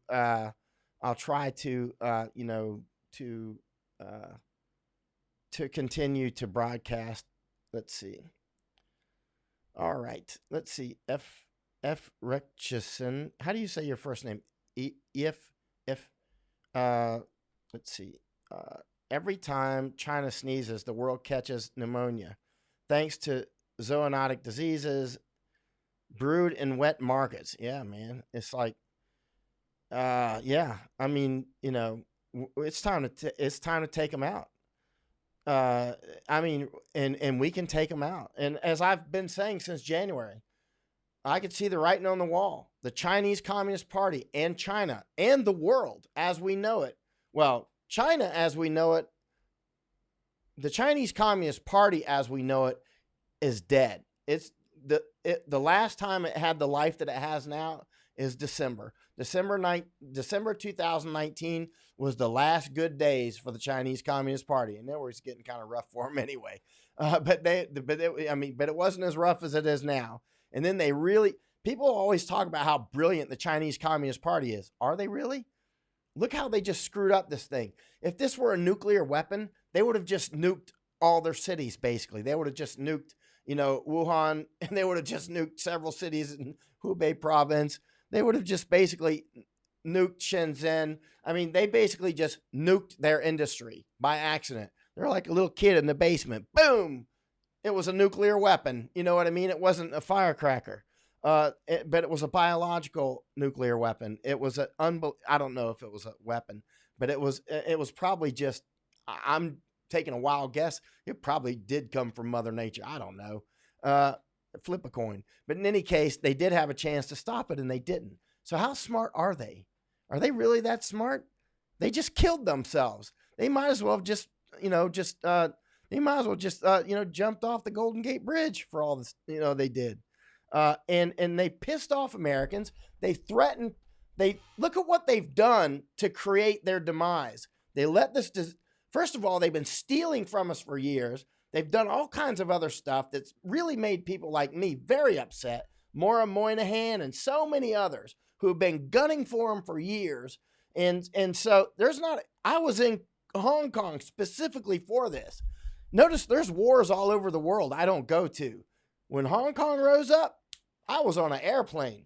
I was on an airplane like 2-3 weeks later, maximum. I was like, this is it. This is it. This is a kickoff right here. And then this virus came. Unbelievable. Talk about kamikaze. And so there we go. And now we've got China is like, they've really angered Americans. Like, first of all, stealing our intellectual property, doing just so many things. Terrible, long list. Nobody could name them all. Even if this is all you ever study, you could never, it's too many to name. It would be like, memorizing a phone book. And, if you're Rain Man, maybe, and then threatening to cut off our pharmaceuticals. You know how many people that angers? Everybody in America. They just threatened us to cut off our pharmaceuticals. We're facing a pandemic that could really kill millions of Americans within the next few months. And it's going to kill a lot of Americans in the next few months. A lot. And they've threatened to cut off our pharmaceuticals while this is happening. And then blame the disease on us. And then President Trump comes out and says, Chinese virus. And then these left-wing kook jobs in the press conference are like, Mr. President or whatever, don't you think this is a racist? And he's like, no, it came from China or whatever. You can watch it. And I was like, yeah, I love it. You kind of screwed up big time on getting ready for this virus. But I love the way you're punching back on China, man. That's it. High five to President Trump. Smash him. I'm there. I'm super hawk. People think President Trump is a hawk on China. No way. The real hawks are people like me. We want to kill the Chinese Communist Party the same way we took out the Soviet Union. I mean, finished in detail, gone. And we can do it. They threatened to cut off our pharmaceuticals. Then they blame the disease on us. They've been stealing from us for years. They're nothing but thugs. This is our chance. Take them out. Smash them. And no apologies. And they're going to throw, this is racist or whatever. It's like, you know what I'm saying? This is it, boys and girls. Time to take out the Chinese Communist Party. And now we've got the UK and others starting to say we're at war with China. They're saying it in different ways, but they're saying it clearly. I'm like, finally, it's not just me and Maura and there's been a lot of us. It's not like there's been 10 of us. There's like 100,000, you know what I mean? And a lot of the biggest brains in America are been on this, you know what I mean? But we still have been in minority. And so I'm just loving it that now, wow, I mean, this is the black swan for us. And that's why I kept telling the Hong Kongers, whatever you do, you can't quit. We don't know what tomorrow is going to bring. Nobody knows. And now we're seeing a sea change. We're seeing a sea change where, like, the UK government may go after some of these Hong Konger police. And, you know, there's British subjects, Bradley, right? You watching, Bradley? I know you are. There's British, we're not finished with you. There's British subjects that are on the Hong Kong police, right? And, yeah. And so there actually are many things that can be done internationally to make amends for the things that they've done to the Hong Kongers, the freedom fighters, who are, man, I'll take 100,000 Hong Kongers tomorrow to America. They'll make great Americans. But first, got a big fight going on over there. And Americans, but obviously America, we're about to get smashed. We got to take care of this. And then our economy is going to be really in tatters. And we're going to have to work our way through this, just like our previous generations did it too. And they had hell, right? And we're going to make it through too. But next mission is get through this virus. And then the second wave, if that comes, and, you know, this is going to be serious, but thinking past that, the fight with Mike Tyson that's coming up, and then the economy, let's be prepared for it, mentally prepared that we're getting into it, man. And we're going to do an Ultraman marathon on this stuff, and then we're going to get through it. And then we're going to take out the CCP. We're going to smash them dead. And we're going to pull back all of our manufacturing to United States or to friendly countries. And we're going to say, y'all have a nice day. And that's it. Yeah. Hong Kong citizens do love President Trump. Yeah. And man, I just feel in the midst of all this terrible stuff, I feel really good that so many people are now calling China the enemy. You know, I'm going to call up Maura Moynihan. I wonder if Maura's watching right now. I'm going to call her up. She's probably in bed. She's in New York. And, I'm going to call her up. I'm going to send her a message first. She'll be angry at me if I wake her up. And she did a great interview. I published it. She did a great interview with Yanya Kellogg at American Thought Leaders. You should watch it. It's outstanding. You know, Maura is just fired up, man. She's on fire. She's like, she's talking the way I am, but she has a different viewpoint. Having worked with Tibetans for years, she's been to Tibet too. I've been to Tibet. She's spent a lot of time in Nepal. I spent a year in Nepal. She's been up to her. She's friends with Dalai Lama. She loves Dalai Lama. And by the way, for Thais, she loves King Rama IX too, and I respect him massively. King Rama IX. She loves King. Did you? Oh, Thais. If you watch the interview, my Thai friends, if you watch the interview with Maura Moynihan today on American Thought Leaders, look at the necklaces she's wearing. Look at the necklaces from my Thai friends. And then she's got all jewelry. I don't know what her jewelry signifies. I'm gonna have to ask her, but everything she wears has some reason. You know what I mean? It's symbolic. But no, look at the necklaces she was wearing, Thai friends. She loves Thailand. She's super pro Thailand and super pro King Rama IX. And he was good friends with Dalai Lama, King Rama IX. Great friend of the United States and amazing king, amazing man. I'm an American. I was grown up to not like kings, but King Rama IX, he was swell. He was more than okay. He was a great man. And Maura thinks the same way about him as I do. Okay. Let's see if there is any questions. I'm going to scan up real quick. If not, I got to go do some studying. And let me see if I might have gotten some email from somebody here that might be important to.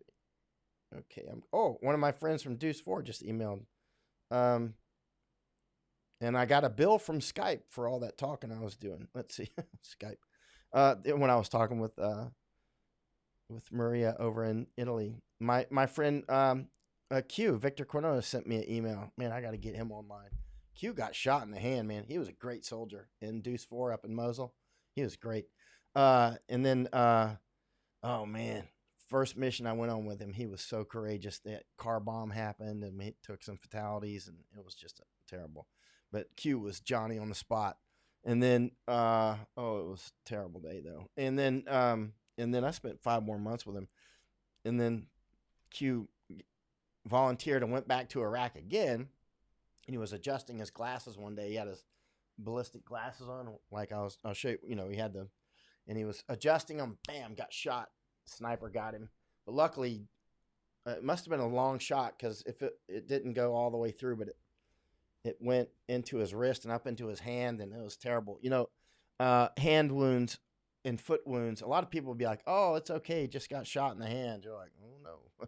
Hand shots and foot shots are actually very serious.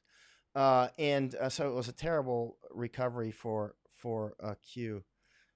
He's my little Mexican brother. I tell him, he's like, "Mexican brother, you talk like I just fell off the watermelon truck," or whatever he calls it. I don't know. He comes from that warrior class Mexican man. He's straight up. He's hardcore. I love Q. Let's see. The most incurred by U.S. by this China virus will far exceed. Let me see what Ward is saying. I grew up with Ward since we were like 8 or 9 years old. Ward Smith, the cost incurred by the U.S. by this China virus will far exceed the U.S. debt that is financed by China. We should pursue a legit way to dismiss any responsibility to pay that debt. Oh, brother, you're reading a lot of people's minds. We're all thinking about that. We're all thinking about that. And, and China's got to be thinking about that. China's got to be losing some sleep where, all of a sudden, we take them to court or what, or we just say, you did this to us. You did this to the world. You screwed us. You released this thing, this plague, and you withheld information. If we had that information in advance, we could have stopped this thing, but you stopped us from getting in, and you stopped everybody. And the World Health Organization, you pieces of trash. Look at that Tedros guy. That guy's a Maoist. Did you know that? I'm not making that up. If I say something like this, it's right. That Tedros guy is a Maoist. He should be dipped in boiling water or something. I mean, that guy, and get rid of him. I don't mean seriously, but you know what I'm saying? Need to get rid. World Health Organization is not.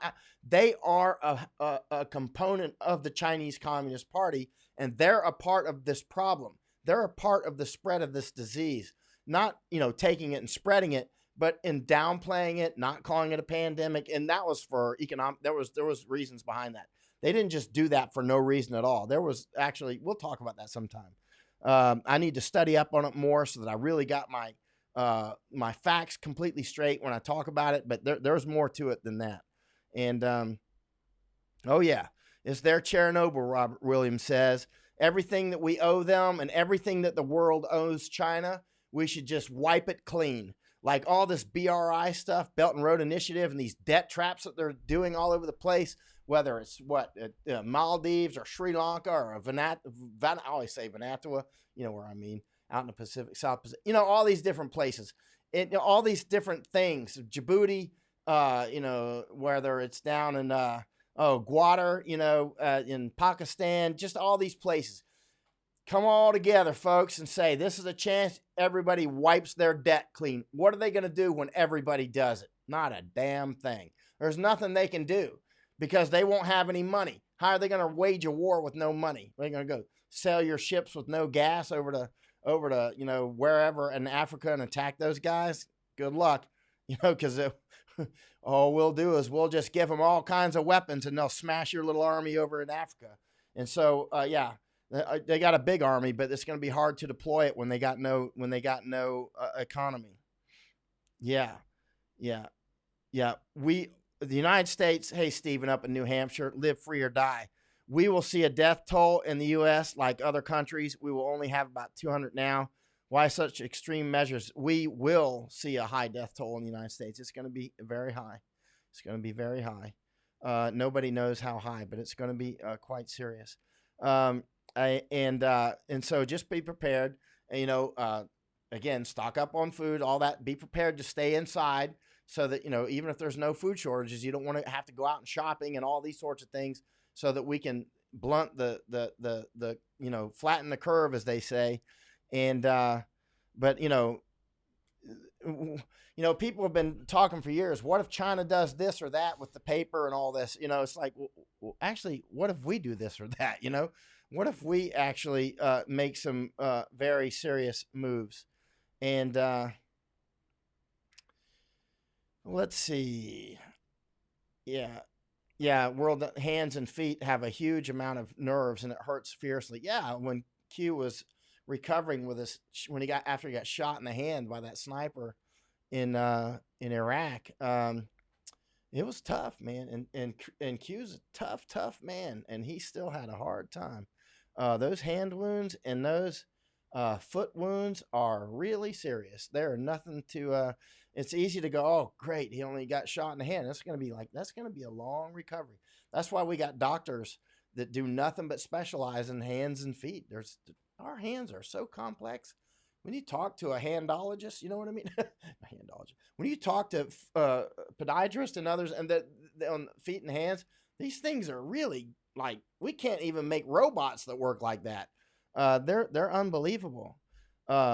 China lied to us. They did, and they've unleashed this thing on us. It's at the very best, it's negligent homicide on a massive global scale.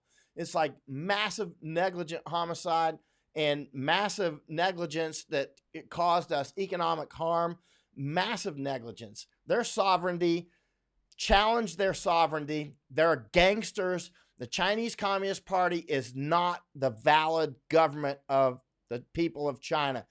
Stop recognizing them. Close their embassy in the United States. Out. Open our embassy in Taiwan. All you got to do is change the sign. U.S. Embassy, Taiwan. Out. Get those. You're not the, get out. Don't want you in the United States. And close their embassy. Seriously. And isolate. Of course, keep in mind, there's a lot of things they can do to us. They can take all of our factories there. So this is going to be a long haul. It has to be done. I'm talking, heatedly. But when you really go to war, obviously you got to get your big brain people. You got to get your politicians, your State Department people, your economists. You got to get your military people, your CIA, and all those guys. You got to get them all together and say, hey, man, let's make a plan for taking these guys out to do minimum damage to ourselves. And very much paint them as the illegitimate gangsters that they are, who are not the legitimate government of China. Legitimate government of China. Where is that? Is it in Taipei? Well, whatever you want to say, it's not in Beijing, right? So there you go.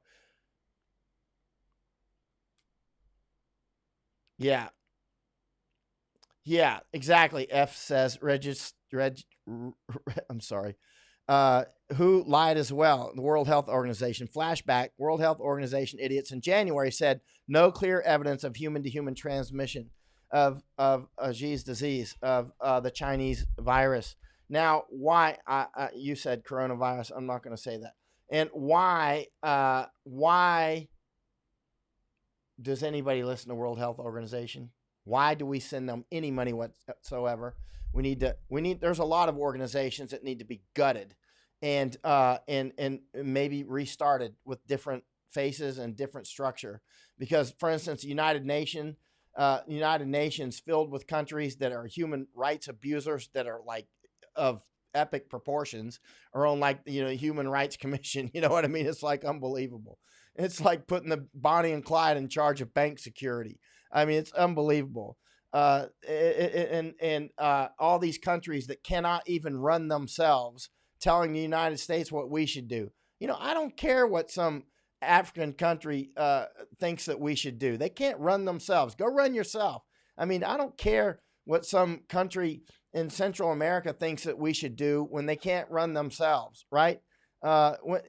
Any country that's getting our aid shouldn't be telling us what to do, Ciao, Enzo. I hope everything's good in wherever you're at. I guess in Italy. It looks like Italy because you're writing in Italian. Let me see if I can read some Italian here. Not enough. All right. Maybe I could give it a shot, but not right now. CDC bowed to who? Yeah, CDC.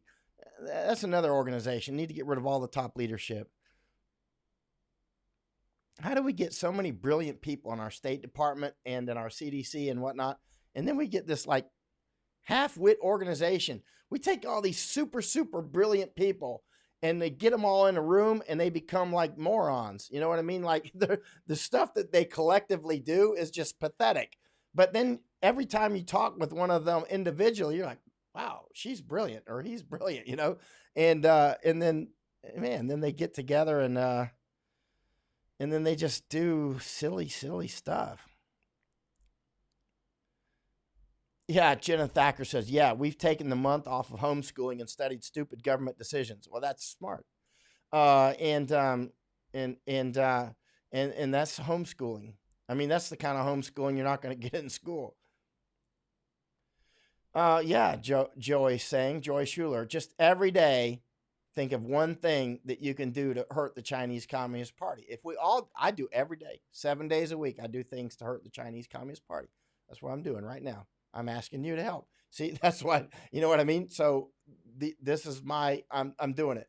And, and often doing other things that I don't publish. But I mean, if every one of us helps one person every day, just help somebody in your family or your neighborhood or something, everything will be fine on that front. And then just think of one little thing every day that you can hurt the CCP with, whether it's don't buy something or, tell a friend about how corrupt they are. You know what I mean? Write a few paragraphs about how terrible they are. These things add up. They actually add up. Only, tell our politicians you're only going to vote for people you're not going to make buddies with Chinese Communist Party. I'm only going to vote for somebody who's got pictures of Xi up on the wall, like Silence of the Lambs. You know what I'm saying? Somebody who's got like totally wakes up and thinks, okay, that's my target for today, just as it is until the Chinese Communist Party is gone. And we can do it. And we can do it. And we're getting there, finally getting there. Unbelievable. But at great cost to ourselves. This is going to hurt us. But that's all right. Pain is something that we can do. We can do it. Our grandparents did it. Our parents did it. A lot of us have done it. And we can actually do it. It's going to be tough, but we're going to make it. Yeah, Cavell says, hello, I'm doing one little thing to hurt the CCP. Me too. That's right. We're going to take them out. Hey, Michael, we are going to take them out. Let's see. What is my friend Ward saying? Time to let every CEO that moved manufacturing to China that we no longer buy these products in the U.S. For example, Gillette razors. Oh, Gillette buys from, man, I got to get that electric razor then. You mean Gillette makes their razors and I got to educate myself. I know a lot of the product. I got Apple products. It's very difficult for Americans or anybody to buy electronics that weren't made in China. I mean, it's very difficult. So, I mean, we can't actually just traumatically do it because then we won't be able to get our stuff. We've got to do it methodically. We got to get all the big brains together. The business people need to be in the room. Lots of them, tech people, engineering people, they all need to be there. The resource people what resource, all these, there's many parts to this puzzle, right?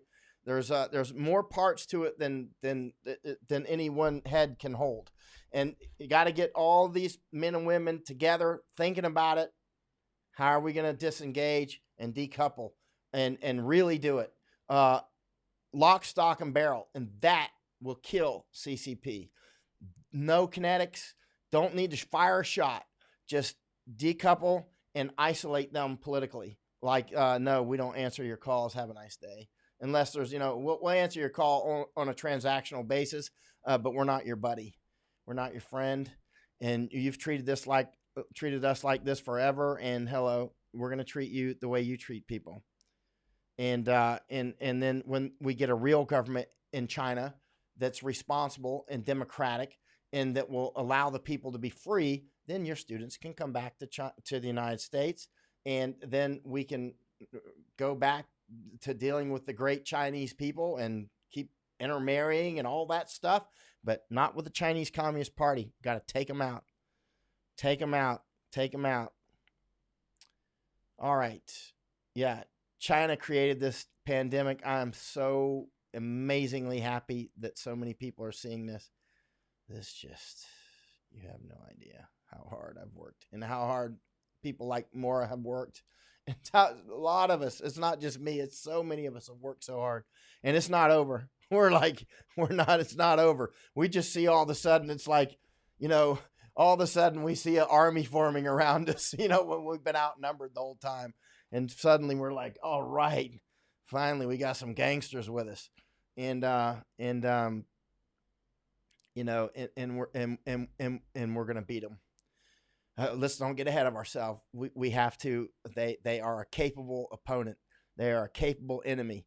But we can and we will beat them. But we got to be on our P's and Q's, because they'll have tricks up their sleeves, and they'll do all sorts of stuff. It's far from over. But the first part is over. We're finally have won a couple of rounds against them. We've won a few rounds. One is President Trump got elected and started doing with the tariffs and all these. And that was helpful, and started warning American companies that, so you can't, there's a lot of things he can't legally do, but there's other things that he can that can persuade people to come back, like with the tariffs and many other things. And so when he finally, started getting on to him, and then so many other things, Taiwan standing up, very courageous Taiwanese people. Go on vacation to Taiwan when this is all over. And same with Hong Kong, super courageous.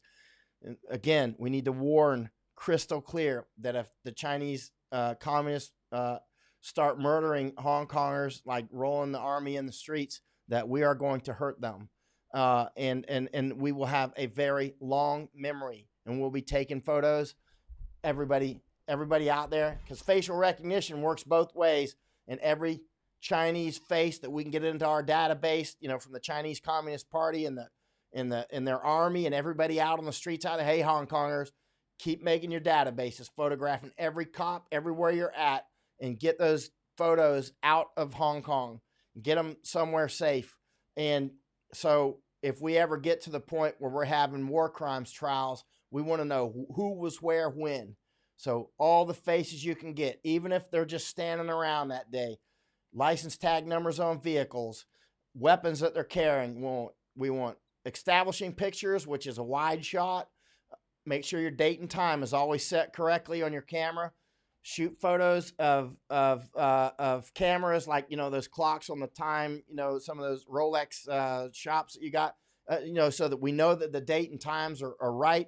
And make sure your cameras are right. And one way I do it is like, I'll put the GMT on my computer, and I set my clocks. My camera clocks are all set to GMT except for the phones, because that goes by satellite or whatever.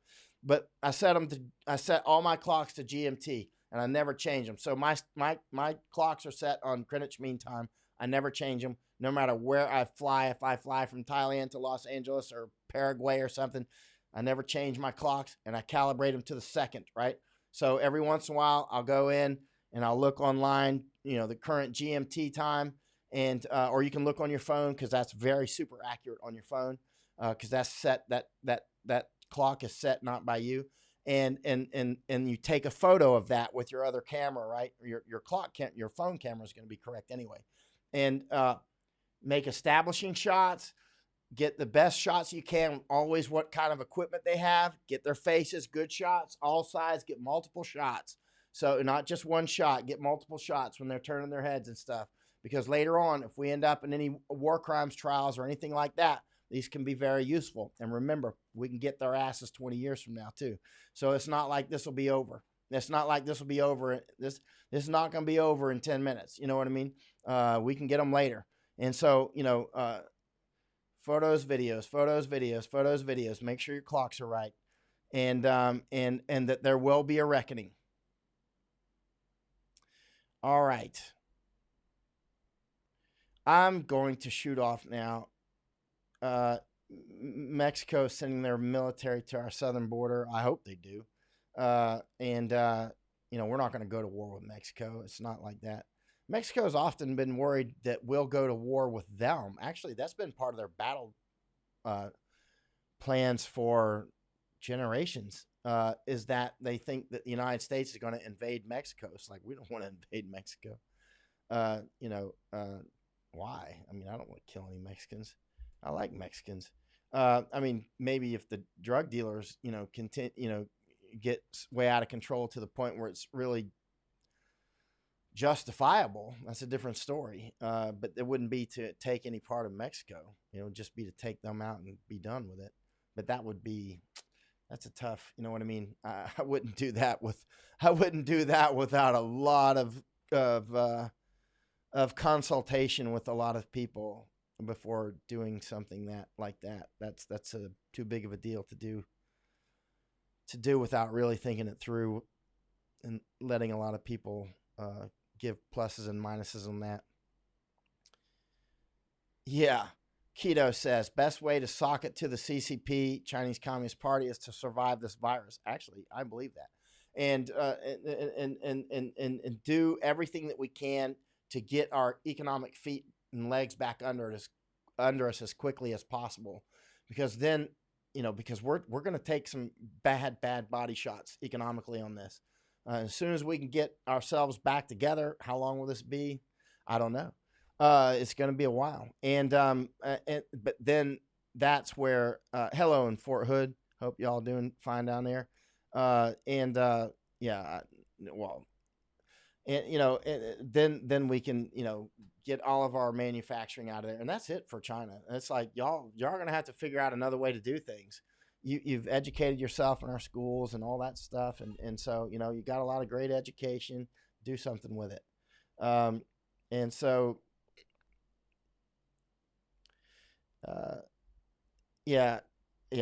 Like Tammy says, Mexico likes us. Like how many Americans do you know that want to attack Mexico? That'd be like asking me if I want to attack Canada. That's just, no, I don't want to attack Canada. It's like, no. It's like, so many people are like, is America going to attack Mexico? A lot of people have asked me that over the years. I'm like, no. I mean, I would be in Washington protesting. It's like, we're not going to attack Mexico.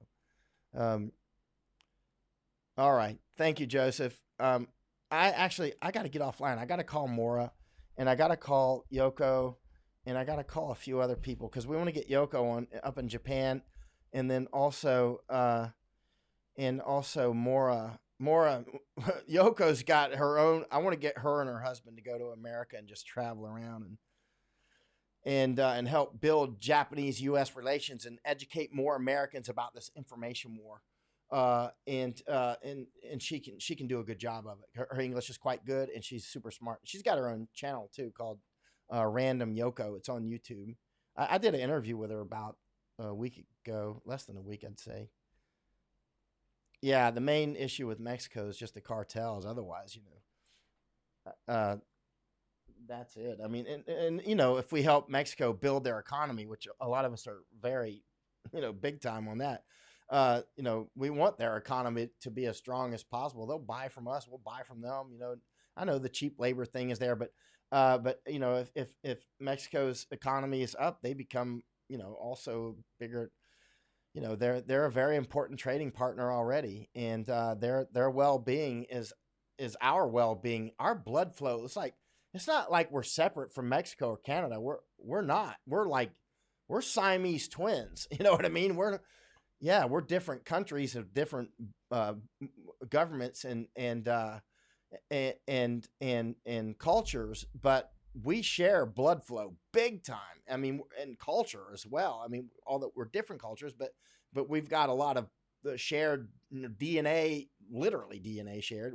We're so intermarried, and for very much for the good, and just very commingled. I mean, we're not completely separate. We're never going to be. And who wants to be separate? I mean,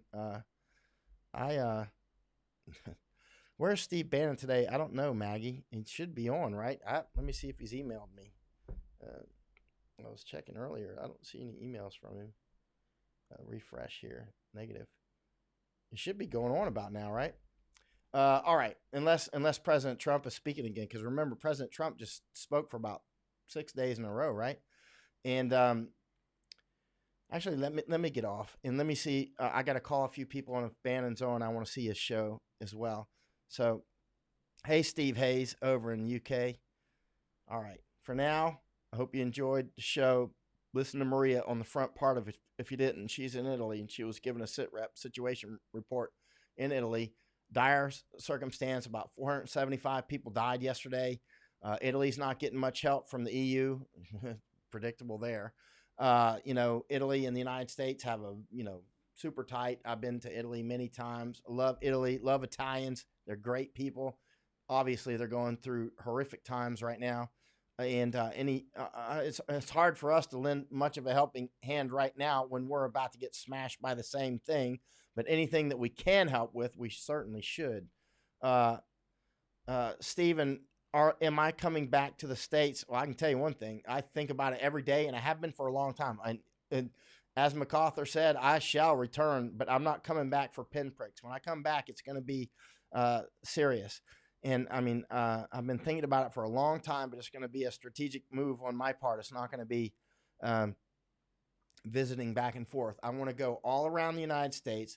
I want to see what my country's, how it's doing from coast to coast. I've been already I've been to 48 states, and I want to see them all again. I want to talk with people all over America. I want to get the pulse of the United States and see what it feels like again. And I'll just write about it all over the place. Maybe I should get a motorhome or something like that, and set up and be able to do interviews and that sort of thing. Yeah, that'd be kind of a cool idea, wouldn't it? Imagine having like a camper, a motorhome, and traveling around the United States and interviewing people all over the place, like farmers and car workers and taxi drivers and politicians. That's an idea, isn't it? Like have a big old. I could do that. Then I'd be able to stay in national parks too, like Bryce or whatever, Zion, Canada. Yeah, man. Well, I'm not going to come back right now, Sherry. I'm not going to come back. I'm not going to come back before this peaks in Thailand. There's no way, because I would be abandoning people here, and there's no way I'm not going to do that. And so, after it's safe here, but remember, we could have two. There could be another one that follows, and we'll see. But I'm definitely going back to the United States. And all right, let me thank you, Henry, and let me see one more, Stacy. China started this punishment should be sent. Also, why we not heard anything about Russia or North Korea? Good. Well, that's a good. We've talked about that a few times before. All right, so I will come to Louisiana. I love Cajun food. Cajuns. All right, Cajun Man. You remember Cajun Man? I've been to Boston many times, Jimmy. I'll be back to Boston. I've lived in Massachusetts twice. I was stationed at Fort Devens, man. Y'all drive like crazy in Boston. Y'all are craziest drivers outside of India. But I love Boston. But y'all you stress me out with your driving, man. Let's see. I'm less stressed out in combat than I am with the Bostonian drivers. Hey, SB. All right. Y'all be good, and see y'all next time I'm on. Mike out. End broadcast.